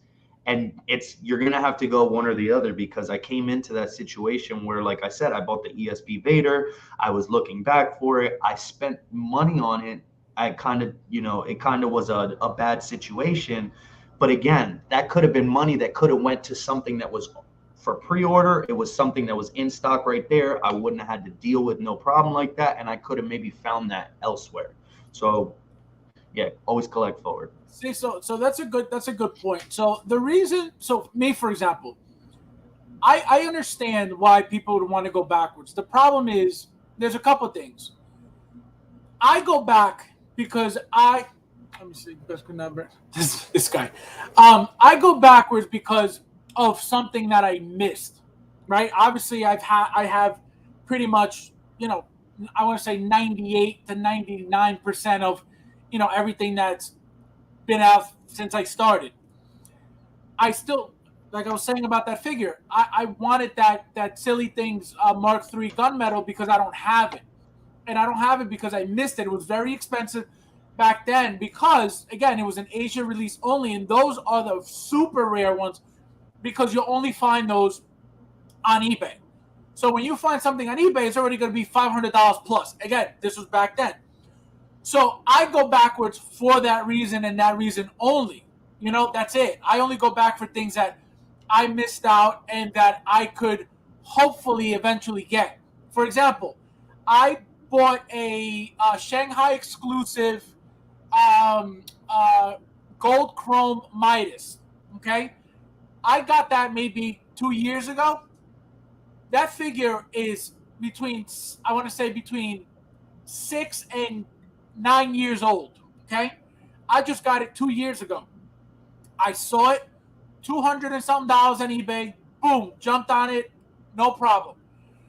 That's going backwards, but it's going backwards, and I already had three of the regular Midas from Sideshow, exclusives from Sideshow, but I needed that gold chrome because to me, it was very meaningful to have that figure in my collection because that's just who I am. I'm a completist, and I need to have everything that completes the line. That's why when it comes to the Iron Man 3 movie, I have literally all of those marks. Every single one. I have all of them. If I ever miss something, that's when I'll go backwards. But, for example, Michael Jackson, I have the Thriller Michael Jackson, and back then you were able to buy, because it was the figure, it was a DX figure that only came with one body but two heads and two outfits. I was lucky enough to be able to find a second Michael Jackson body for that Thriller figure specifically on eBay, again, back then. So now I'm able to display both. You have Billie Jean Michael Jackson, which I don't have. I would love to have it. I have, there's another Michael Jackson. I forget which one it is. The Smooth Criminal one? I don't remember. It's a black outfit. He's got the black pants. I forget what it's called. Would I go back for that? Absolutely. But am I going crazy over it? Absolutely not. If I could get it for a good price, you better believe I'm going to get it. But am I going, oh my God, I need it, because I know I'm going to spend $1,200, $1,300, and I'm not going to spend that money on going backwards. So that's how I justify going backwards. It's just to complete, something that I already have some of. Right. I'm missing right now, like I said, Billie Jean and the other Michael Jackson. I'm missing those two. I'm missing the Hot Toys Godfather. I'm missing, there's old figures that I'm missing. Would I love to get them? Absolutely. The Godfather I could do without. I already got two of the damn toys Godfathers, which look amazing. So is there a reason for me to go backwards? Not at all. But things like that Mark III gunmetal, absolutely. I would, if I get it for a decent price. Another figures, the Rocky figures. Rocky, I'm missing the dressed Clubber Lang, and I'm missing the Rocky Balboa Italian Stallion version, which is the golden, the yellow gloves, the yellow shorts from the first Rocky movie. Those I would go backwards for in a heartbeat, but they're super expensive, so I'm not worried about it. If for whatever reason I come across it on a trade, or to get it for $200, $300, oh, absolutely will I get it. The bodies are not the same, the clothing's not the same, the outfit's not the same. So some figures are really not worth going backwards for at all, because the bodies are very, very crappy in any movement. So if you were to get a figure from 10 years ago now, 9 years ago now, there's a huge chance that you go try to pose it, it'll crack. Absolutely, it'll just break. Yep. Because those bodies are not what these bodies are now. So that's what you got to really think about. Like Nathan was saying, the Predators, these are all the 2.0s. These are not the original Predators, which were called cleaner kits. These were Hot Toys figures that came in a box that you had to put together, snap on together. Those figures right now, good luck. Yeah, good luck, because they're not, those joints are not going to hold up at all. So is it worth going back for those? Absolutely not. But these Predators, absolutely, because again, they're 2.0s. These are thicker bodies, massive bodies that will hold up to any type of posing. And again, they're very tight. You're not going to be posing, crazy poses, because back then the joints were just literally, the arms were 180, up and down. And that was, some figures. The legs, the hips, very limited, but they're very stiff figures as well. So it depends on what you really, want to go backwards for. If it's something very specific, maybe. But if it's something that, for example, you're going to go backwards for one figure, fine. But if it's like, if you're a completist and you're like, oh, if I go backwards, I need them all, it's not worth it sometimes, because, again, you're going to spend, if you have it, God bless you, and you got the money to do it, go for it. But you're going to be spending a lot of money for figures that have bodies that are not, worth it at all. An example, the movie The Spirit. I don't know if you guys remember that movie. They made The Spirit. They made Octopus, which is the bad guy, which is Samuel L. Jackson. You go buy those figures right now, they're gonna break. They're gonna break no matter what. Even if you buy it brand new in the box, you go to move it and pose it, good luck, because it's gonna break. Because those bodies are so old that they're not gonna hold up to anything compared to the bodies. Like something like this, this is a great body to have a figure, a custom figure with. And these were the bodies that Hot Toys was using for a very long time. Now you compare that to something like this, these bodies are $20. I got them through Kitchen, very cheap bodies, but they're new bodies. This is not a Hot Toys body, but this is a good body to buy for a random custom that you want to make. But again, you compare this to a body from 7, 8, 9, 10 years ago, it may look like this, but it's not the same strength at the joints. It's not the same, tightness at the joint. Completely different world. So be careful when going backwards, because sometimes it's not worth it at all. So now I want to start in my during my shows. I want to integrate, bringing in figures, which is why I got into this, and we're all into this in this hobby to begin with. So what I want to do is, so I'm calling this segment. Let me put it up for you guys. So I'm going to call this Figure of the Week, right? So every week, obviously, every time I have a show, whether it's the Hot Toys Veteran or We Are the Community, I'm going to have, whether it's myself or the guest, bring a figure, and we're just going to talk about it, what we like about the figure and stuff like that, just to, again, talk about why we're really here. And my goal is to, every time that I bring a figure, obviously you guys know, like, I don't know if you can see behind me, I just got today the Winter Soldier and the 2020 suit Miles Morales. So I'm pretty good with, getting all of the newer stuff. So I want to show you guys older figures that maybe a lot of you guys haven't seen in the past, don't even know that Hot Toys made them. That Silken Floss, they made her as well. I have her. She comes with a pair of syringes. Really nice figure. But again, those bodies, good luck. Dark Side Anakin. What about him? So yeah. So here we go, guys. We're gonna do. All right. So what is your figure? What is your figure? Why did you pick that figure? And what do you like and dislike about the figure? So the figure that I have is, obviously, I feel like I have to pay homage to it, but it's the first figure that I bought. So I have the upgraded suit Spider-Man. And the reason that I bought this figure was because I'm actually a super Spider-Man fan. Sorry, so almost said Superman there. I'm a huge Spider-Man fan. And I always have been. It's always been like one of my favorite characters in Marvel. Like I think like within the last couple years, I actually solidified myself as like a true like Spider-Man fan, and like I love all Spider-Man.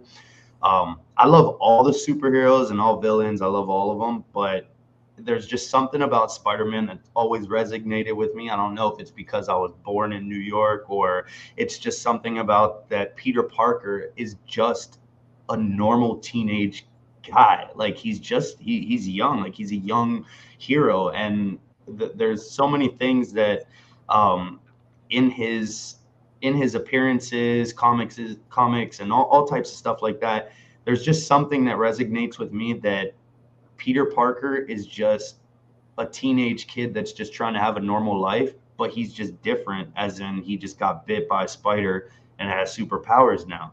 So yeah, I love the Tom Holland movies. I thought Tom Holland did a very, very wonderful job in representing that on the screen, and representing that throughout the trilogy of his movies.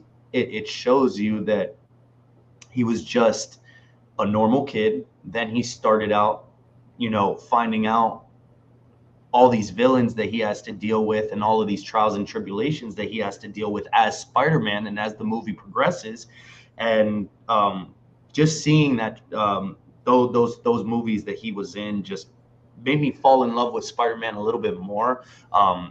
Tobey Maguire will always have a spot in my heart as the true Spider-Man. I feel like it's kind of tough. Like, I think Andrew Garfield did a very good job in the Amazing Spider-Mans as well, even though I rank his movies like under Toby's and Tom Holland's. That's just me. I mean, I know people that really love the Andrew Garfield movies, but Tobey Maguire will always be like my Spider-Man because that's what I grew up with. Like I grew up watching those movies. I went to the movie theaters to watch them all. But yeah, I just had I connected with Tom Holland a lot in his on-screen appearance as Spider-Man, and I really love the suit. Like it pops a lot. Um, Apologize, I have to hold him up because of my camera's up higher. But I love the suit, guys. Like he's a very very dope figure. I love the red. I love the pops of color on him. And again, like going back to my first purchase, me seeing this and like looking up like all the materials they used and everything. When I received this, guys, I was shocked. Like I was completely in awe of this is a hot toy. Like it's a toy at the end of the day. Um, but it's a beautiful piece, guys. If you guys don't have this, he has the red tones on the suit. That's kind of like almost like a plasticky rubbery feeling, and then the suit is actually cloth. So it's like I love the colors. I love the way that they design this. I love the way it's constructed, and I can't say any bad things about it. Now, are you a poser? Are you gonna once you display your stuff? Are you gonna pose everything, or are you just gonna do museum Um, pose or I dynamic? know I know that a lot of people love to do like museum poses because they don't like to damage their figures and whatnot.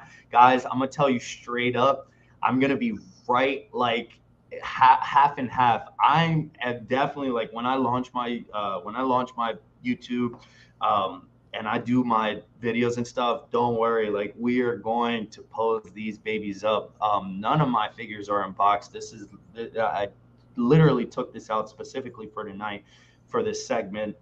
But yes, I will be posing my figures. I'm not going to be scared to pose them, but also bear in mind that they are my personal copies, so I probably won't go super crazy, but I am definitely going to pose my figures, and I won't leave them in those poses because I don't want them to get messed up. But yeah, I'm definitely into posing. Now, what is the one thing that you or things that you dislike about the figure that you would change yourself? That you would say, you know what? Let me. I wish this was different. Um, that's tough. I don't know. I mean, one thing that I would change on it that, and it's not mainly necessarily with this figure itself, but the one thing, because I think this one did a very good job of that. But one thing that I will say for Spider-Man figures specifically, I think that they gotta nail, which they did it here. Like I don't know why they don't do that for all of them, but they gotta nail the like likeness to the head sculpt and the actual material of the body itself. You know what I'm saying? Like so, like the I think it's the classic suit, All right. or there's a couple other suits where they raise the lines on the head, and then on the body they're recessed, like they're just printed on there. I think that's certain things that they can fix, but you're kind of putting me on the spot right now, Fab. I think nothing's perfect, but I don't have no complaints about this guy. He's really an awesome piece. If you guys don't have him, I would get him. That is one thing that I would fix: the unsightly creasing at the ankle pegs for Spider-Man figures, because after you pose them, if you leave them in a pose for too long, you're going to see a crease or a bunching here, which isn't the end of the world. They fixed that for certain Spider-Man figures. They just don't do that for all of them. Like I think they did that for the which one was that? It might have been the classic suit that they did that because it was a thicker suit over top of the body that I think they put like guards right in front of his You're ankle. talking about the VGM line one, the video game one, right? Yes, the classic suit The last one, Spider-Man, the last one the with the one that with the came. scorpion tail. Correct. I Yeah. think that guy, they fixed him on there with his ankles, like it came with like almost like I said, like plastic slot inserts in front, of the shin and you didn't have that bunching up at the bottom, it's not the end of the world for me.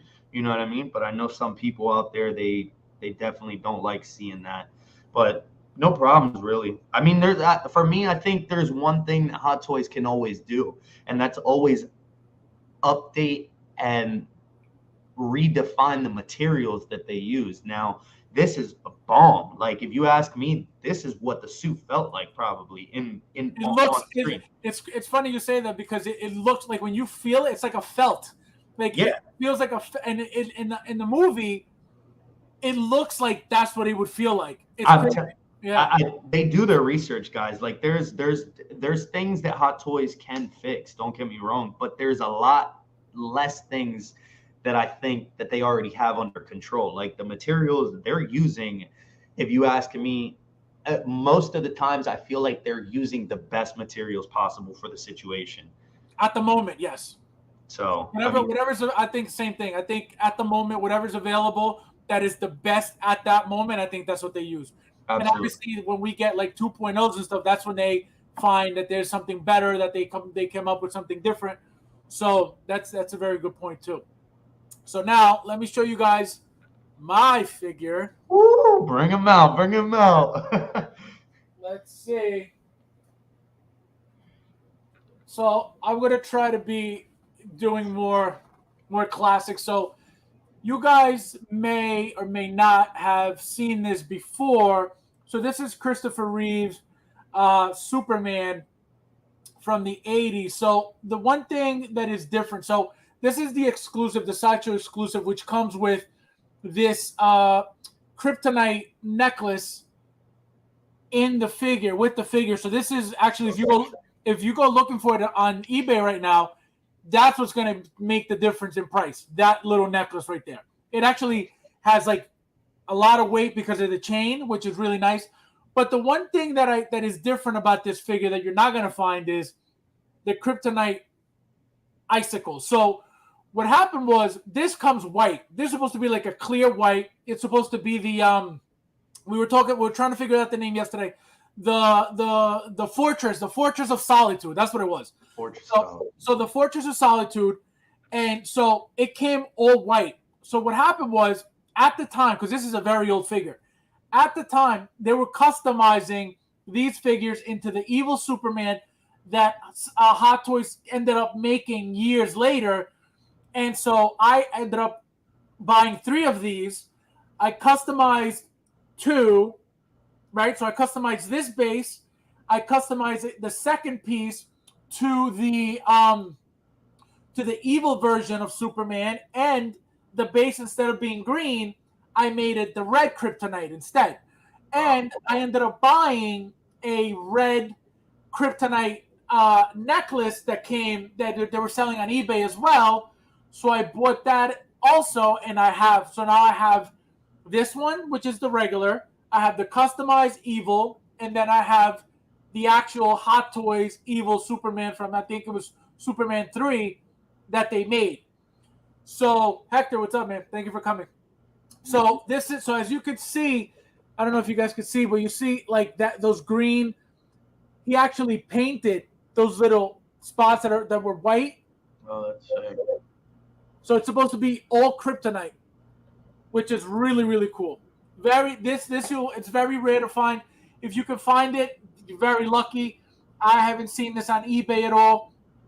But yeah, so this is what I customized. And again, back then, because Hot Toys wasn't making so much stuff, that's all you had, which is what made me start buying multiples. I was telling Flavio earlier, I bought 3 of these, 3 exclusives, and I ended up opening 2, and I recently, a couple of years ago, just sold my 3rd one.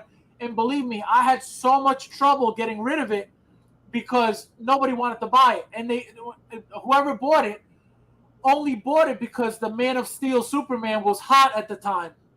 So that's what people started looking for. But these figures, I don't think they'll make them again. We actually talked about this also. I don't think they'll make them again. If they do, believe me, they'll sell out really quickly, depending on obviously how many they make. But, I love the figure. Really, really nice figure. The base is my favorite part. Eventually, on the other shows, I'll show you guys the red one.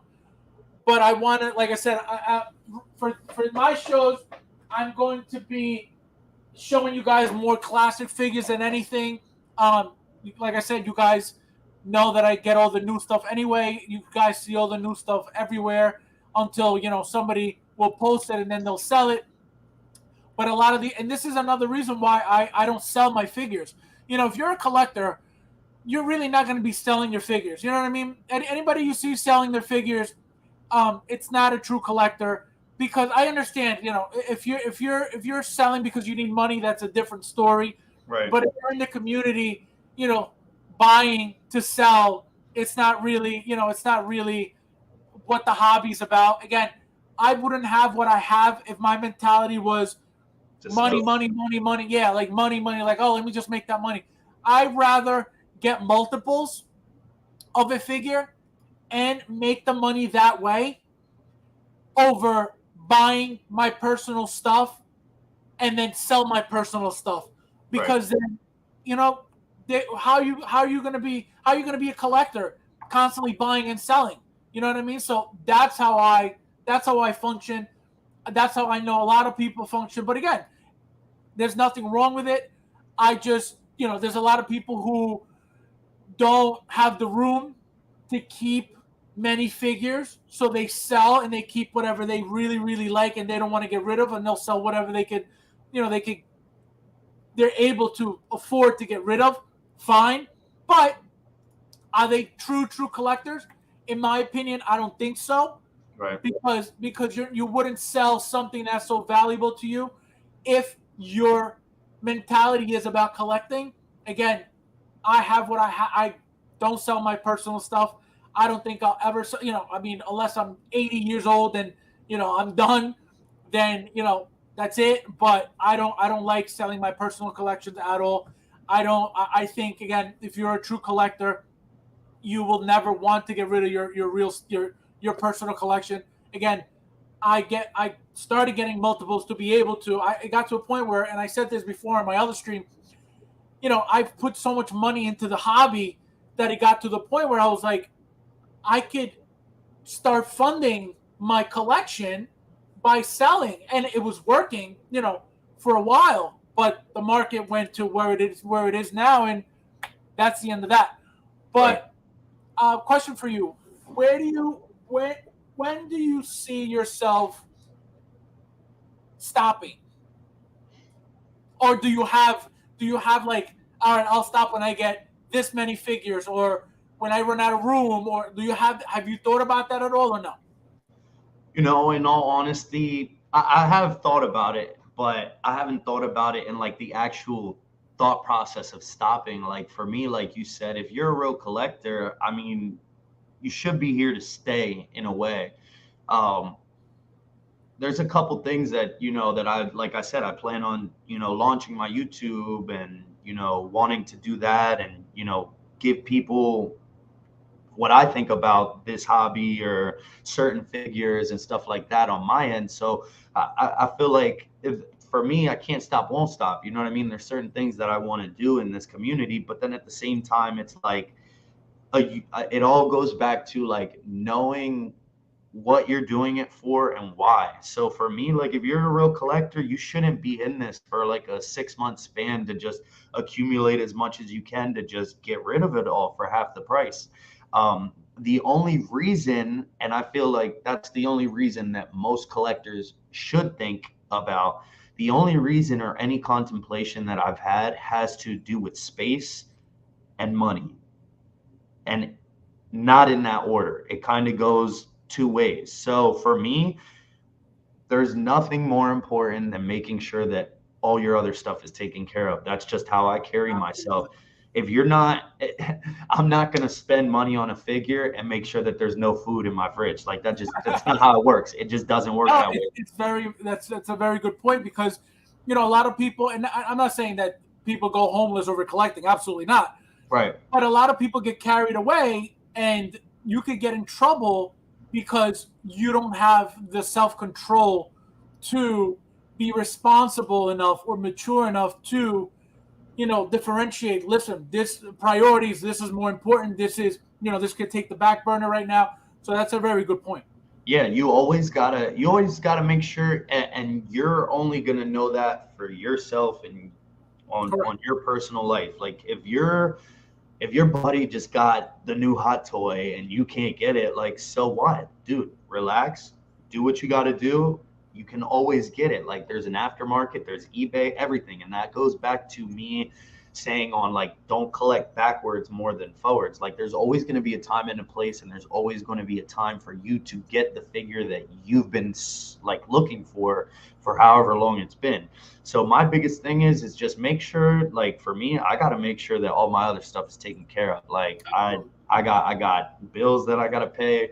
I got certain people that depend on me, you know what I mean? Like, so it's just you got to be smart. You got to be smart with your money. So for me, that's the only thing that would hinder me from stopping or changing the pace on the way that I collect. And that's where I say I don't think that I'll ever go anywhere, but I will change in pace Right. depending on what my situation is. Yeah. One thing also that I've said this many, many times. If you watch my previous streams, in the past, I've always collected for myself. I don't collect for anybody else. I've never collected to impress anybody else, which happens a A lot in the lot. community right now. A lot of people will buy figures to say, I got it, I got it, I got it, but they don't really need to be buying that stuff because these are the people who are selling it a week later, a week and a half later, 2 weeks later. I again, me personally, I have never ever tried to. Again, I've told you guys the story of the guy who I met in the community who would tell me, "Man, if you started posting your collection, you'd be a god in the community." Even with those compliments, that the type of person that I am, that never blew up my head and had me, oh, I really need to start buying more to show it off. That being a private person, I always kept that to myself. My collection, again, even to this day, nobody really knows who I am because that was never my goal. My goal was never to be, like I always say in every other stream, a YouTuber. I never thought about any of that. Being a private person, the last thing you want to do is here's all my stuff. You know what I mean? It's just Right. unnatural. So that's another thing. Do not try to show off. Do not try to impress anybody because at the end of the day, You're going to hurt yourself. nobody cares. Nobody cares because the only one who's going to appreciate those figures and the only one who's going to pay for those figures is you and only you, and that's it. Hmm. So to spend money that, I can guarantee you nobody has an easy job. No matter what you do, nobody likes to go to work and, oh, I love my job. And some people have to work 7 days a week in crazy hours to go impress somebody, that doesn't, at the end of the day, doesn't really care. You'll post a picture in a group, you'll get a few comments, you get a few likes, and that's the end of it. People move on with their lives. People don't care, Right.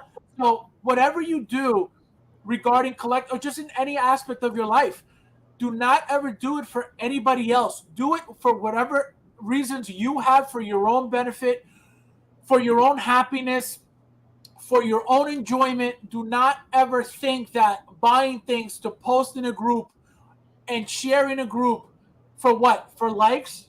For views? Is it worth it for you? If you got the money, then by all means. But if you don't, I'm telling you, it's not worth it. It's not worth it at all. Because again, nobody cares but you, and you're the one who has to be, putting out all the money to have these people, oh, cool, man, that's awesome, cool. Last what, a day maybe, if that, and then Right. then your post goes all the way to the bottom, and you don't exist anymore. So that's why I've always made it very clear, and from day one to myself, I would buy everything that I was buying wasn't for anybody else but for me. And everything I could tell you, besides one figure, which was I always mention this figure because I'll never forget it. The Dark Knight, Christian Bale Batman, one of the first Hot Toys that I purchased. because again, everything was very limited back then.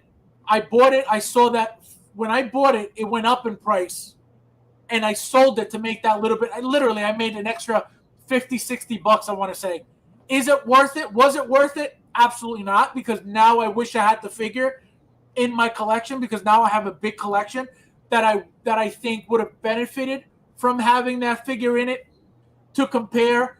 Look at this Batman, the first Batman that Hot Toys made to the 2.0s that we've been getting, recently. So that's what I regret. So that's why, from then on, I said, you know what? I was like, there's no reason for me to be selling my own personal stuff. That's how I started getting multiples, to seeing that the market was, I know a lot of people not a lot of people, but I know some people who would sell their stuff and were able to buy certain, big deal things. People who sell their, over the years, people sell their collections and were able to put money down for a down payment for a car, stuff like that, meaningful things using their collection. Those days are gone. The values of these collections, anybody trying to get quick money out of selling these figures, you're going to be losing money trying to sell. So just be very careful with that. I always try to help you guys out with any experiences and any knowledge that I have, which I feel like that's why a lot of people appreciate me in the community, because I don't lie to people. I don't try to make people believe one thing and it's another. There's no benefit from lying to people, making pretend, oh, I'm this huge collector, but behind closed doors, I'm selling my stuff or doing other things that aren't what I stand for. So I will always be honest with you guys and tell you the best way to save your money and to collect, properly. I've said before also, the moment that you realize what it is, because you could easily buy, wow, this figure looks great, I want to buy this, another figure from another line, oh wow, this looks really good, I really like this. But then when it comes down to, crap, I need some money, and you need to start picking out figures that you really don't want, why did you buy them to begin with? You know what I mean? And that's where you get in trouble with things like that. So the moment somebody says, you know what, I'm only focusing on this character, that's when you know that you have matured mentally and are only focusing on something that you really, really, really like and appreciate, because that's when you know what, this is the character that I really resonate with, that I really like, that I really enjoy, my favorite character. And so that's when you've matured as a collector. Axel, what's up, man? So that's why I always try to tell you guys, my experiences and how I got to this point, because it didn't happen overnight. And if you really want to be a collector, it's it's a long, long road. Again, I've been doing this 2008, 2009. Um, Again, I started very, very small. My collection was in boxes for months. So it goes up to the person individually, but always do what's best for you, not for anybody else. So Flavio, tell everybody where they can find you, where they can find your Instagram, your YouTube page. Let them know. Yeah, guys. So I just want to thank Fab for having me come out here today. It was awesome. I think this is a really dope thing. I love coming out and talking hot toys and everything collectibles. I think it's a great place to be. I wouldn't want to be anywhere else. Um, I'm trying to set up all my stuff, so bear with me, guys. But you guys can follow me on Instagram at the underscore house of collectibles, everything lowercase and underscore in between the and house. And same for my YouTube is also linked to that as well. You guys can subscribe to that. Again, I'm new to the game, guys, but I will be posting content very, very shortly. I'm going to be having unboxings. I'm going to be having reviews, pose sessions. And then, we're also going to, me and Fab are probably going to be doing more live streams and stuff like that, and possible videos on my channel in the future. But yeah, again, guys, thank you guys for having me, and hope to see you guys again. Yeah, so eventually, once he gets started, I just wanted to give him, you know, the floor to let you guys know, about him, because eventually, once he gets himself started, we're gonna have a show, me and him, and we're gonna be, again, bringing more collectors in. That's another thing, guys. If you want to appear on this show, and you feel like you want to share your experiences with the community and talk about figures, and bring in whatever figures you like for from your collection, message me privately, let me know if you're interested. It'll be just like this, background on you, how you started, all that stuff, and we'll get into talking figures and experiences, and things that you've been through, how long ago you started, and all that stuff. Again, it's just showing the view of a collector that you're starting off. Hasn't been around for years, like myself, or even 4, 5, 6, 7 years down the line. Obviously, I don't know anybody personally that's been doing it for 13, 12, 13 years. So I want to get you guys, beginners, whether it's 2, 3 years in, it's still pretty new compared to other people. So I want to get your opinions. Everybody, like I said, everybody has their own opinions on things. Everybody has their own likes, their own dislikes. People have very good ideas for different things in when it comes to hot toys, ideas with just community in general, their own experiences with people in the community. So, so that's why I want to start this show, because a lot of people look up to me to a certain extent because of the experiences and the amount of time that I have in the game, and I appreciate it. That's why I do what I do, and that's why I felt that once I realized what was going on, I was like, what, I need to do this myself, because I felt like I was being held back from being helpful to the community. So like I said, anybody who wants to be a part of the show, let me know privately, message me. I'll figure out when to put you in, because I'm going to be trying to do one show at a time per week. If I can get, if I start getting a lot of people, I'll end up doing, both of my shows during the week. So it'll be 2 shows a week. I'll figure out when to do my solo show, and even that show, I'm going to have people on anyway. So it really doesn't matter. This one I want to keep more for, obviously, for the rookies. But again, if for whatever reason I have an idea for the other show, no problem. You could be on the other show as well. So, guys, thank you. So, one more thing. Running a raffle. I don't know, for those who don't know, I'm running a raffle out of my Facebook group, 1/6 Evolution. There's 2 spots left. It's all mostly Marvel figures. If you guys want to join, please message me. Like I said, it's $20 a spot.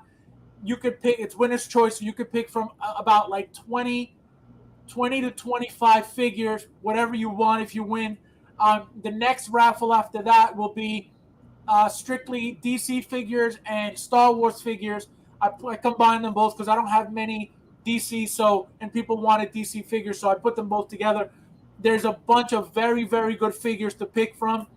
They're all brand new, sealed, never opened. You will see pictures when you get them. Axel, as you can see, he's in the chat right now. He was the very first winner of my raffle from last week. He got it today, so he'll be tagging me and posting the pictures of the figure. So for those who don't think it's real, I have my video up on my channel, my first raffle video on the YouTube channel as well. He's going to be tagging me in the pictures once he opens the figure, so you guys see that it's legit. So again, thank you guys so much for being here. I appreciate you guys for staying with me for the whole time. The ones who did, the ones who just came in to say hello. I appreciate you guys. The Facebook group is 1/6 Evolution. Commander Crook. It's it's my group on Facebook. I'll write it. I read it in the chat, so you know. And so, yes, Axel, undisputed winner. Yep. He actually chose the dusty version of Deadpool. So again, great figures. It's not crappy figures. I have a bunch of third party figures there as well. I have the Juggernaut from Deadpool 2. I have I have Heimdall. I have the Bucky Barnes third party. I have a bunch. So go check it out. Um, and so guys, again, thank you so much, and I'll see you guys in the next one. Good night. Good night, guys.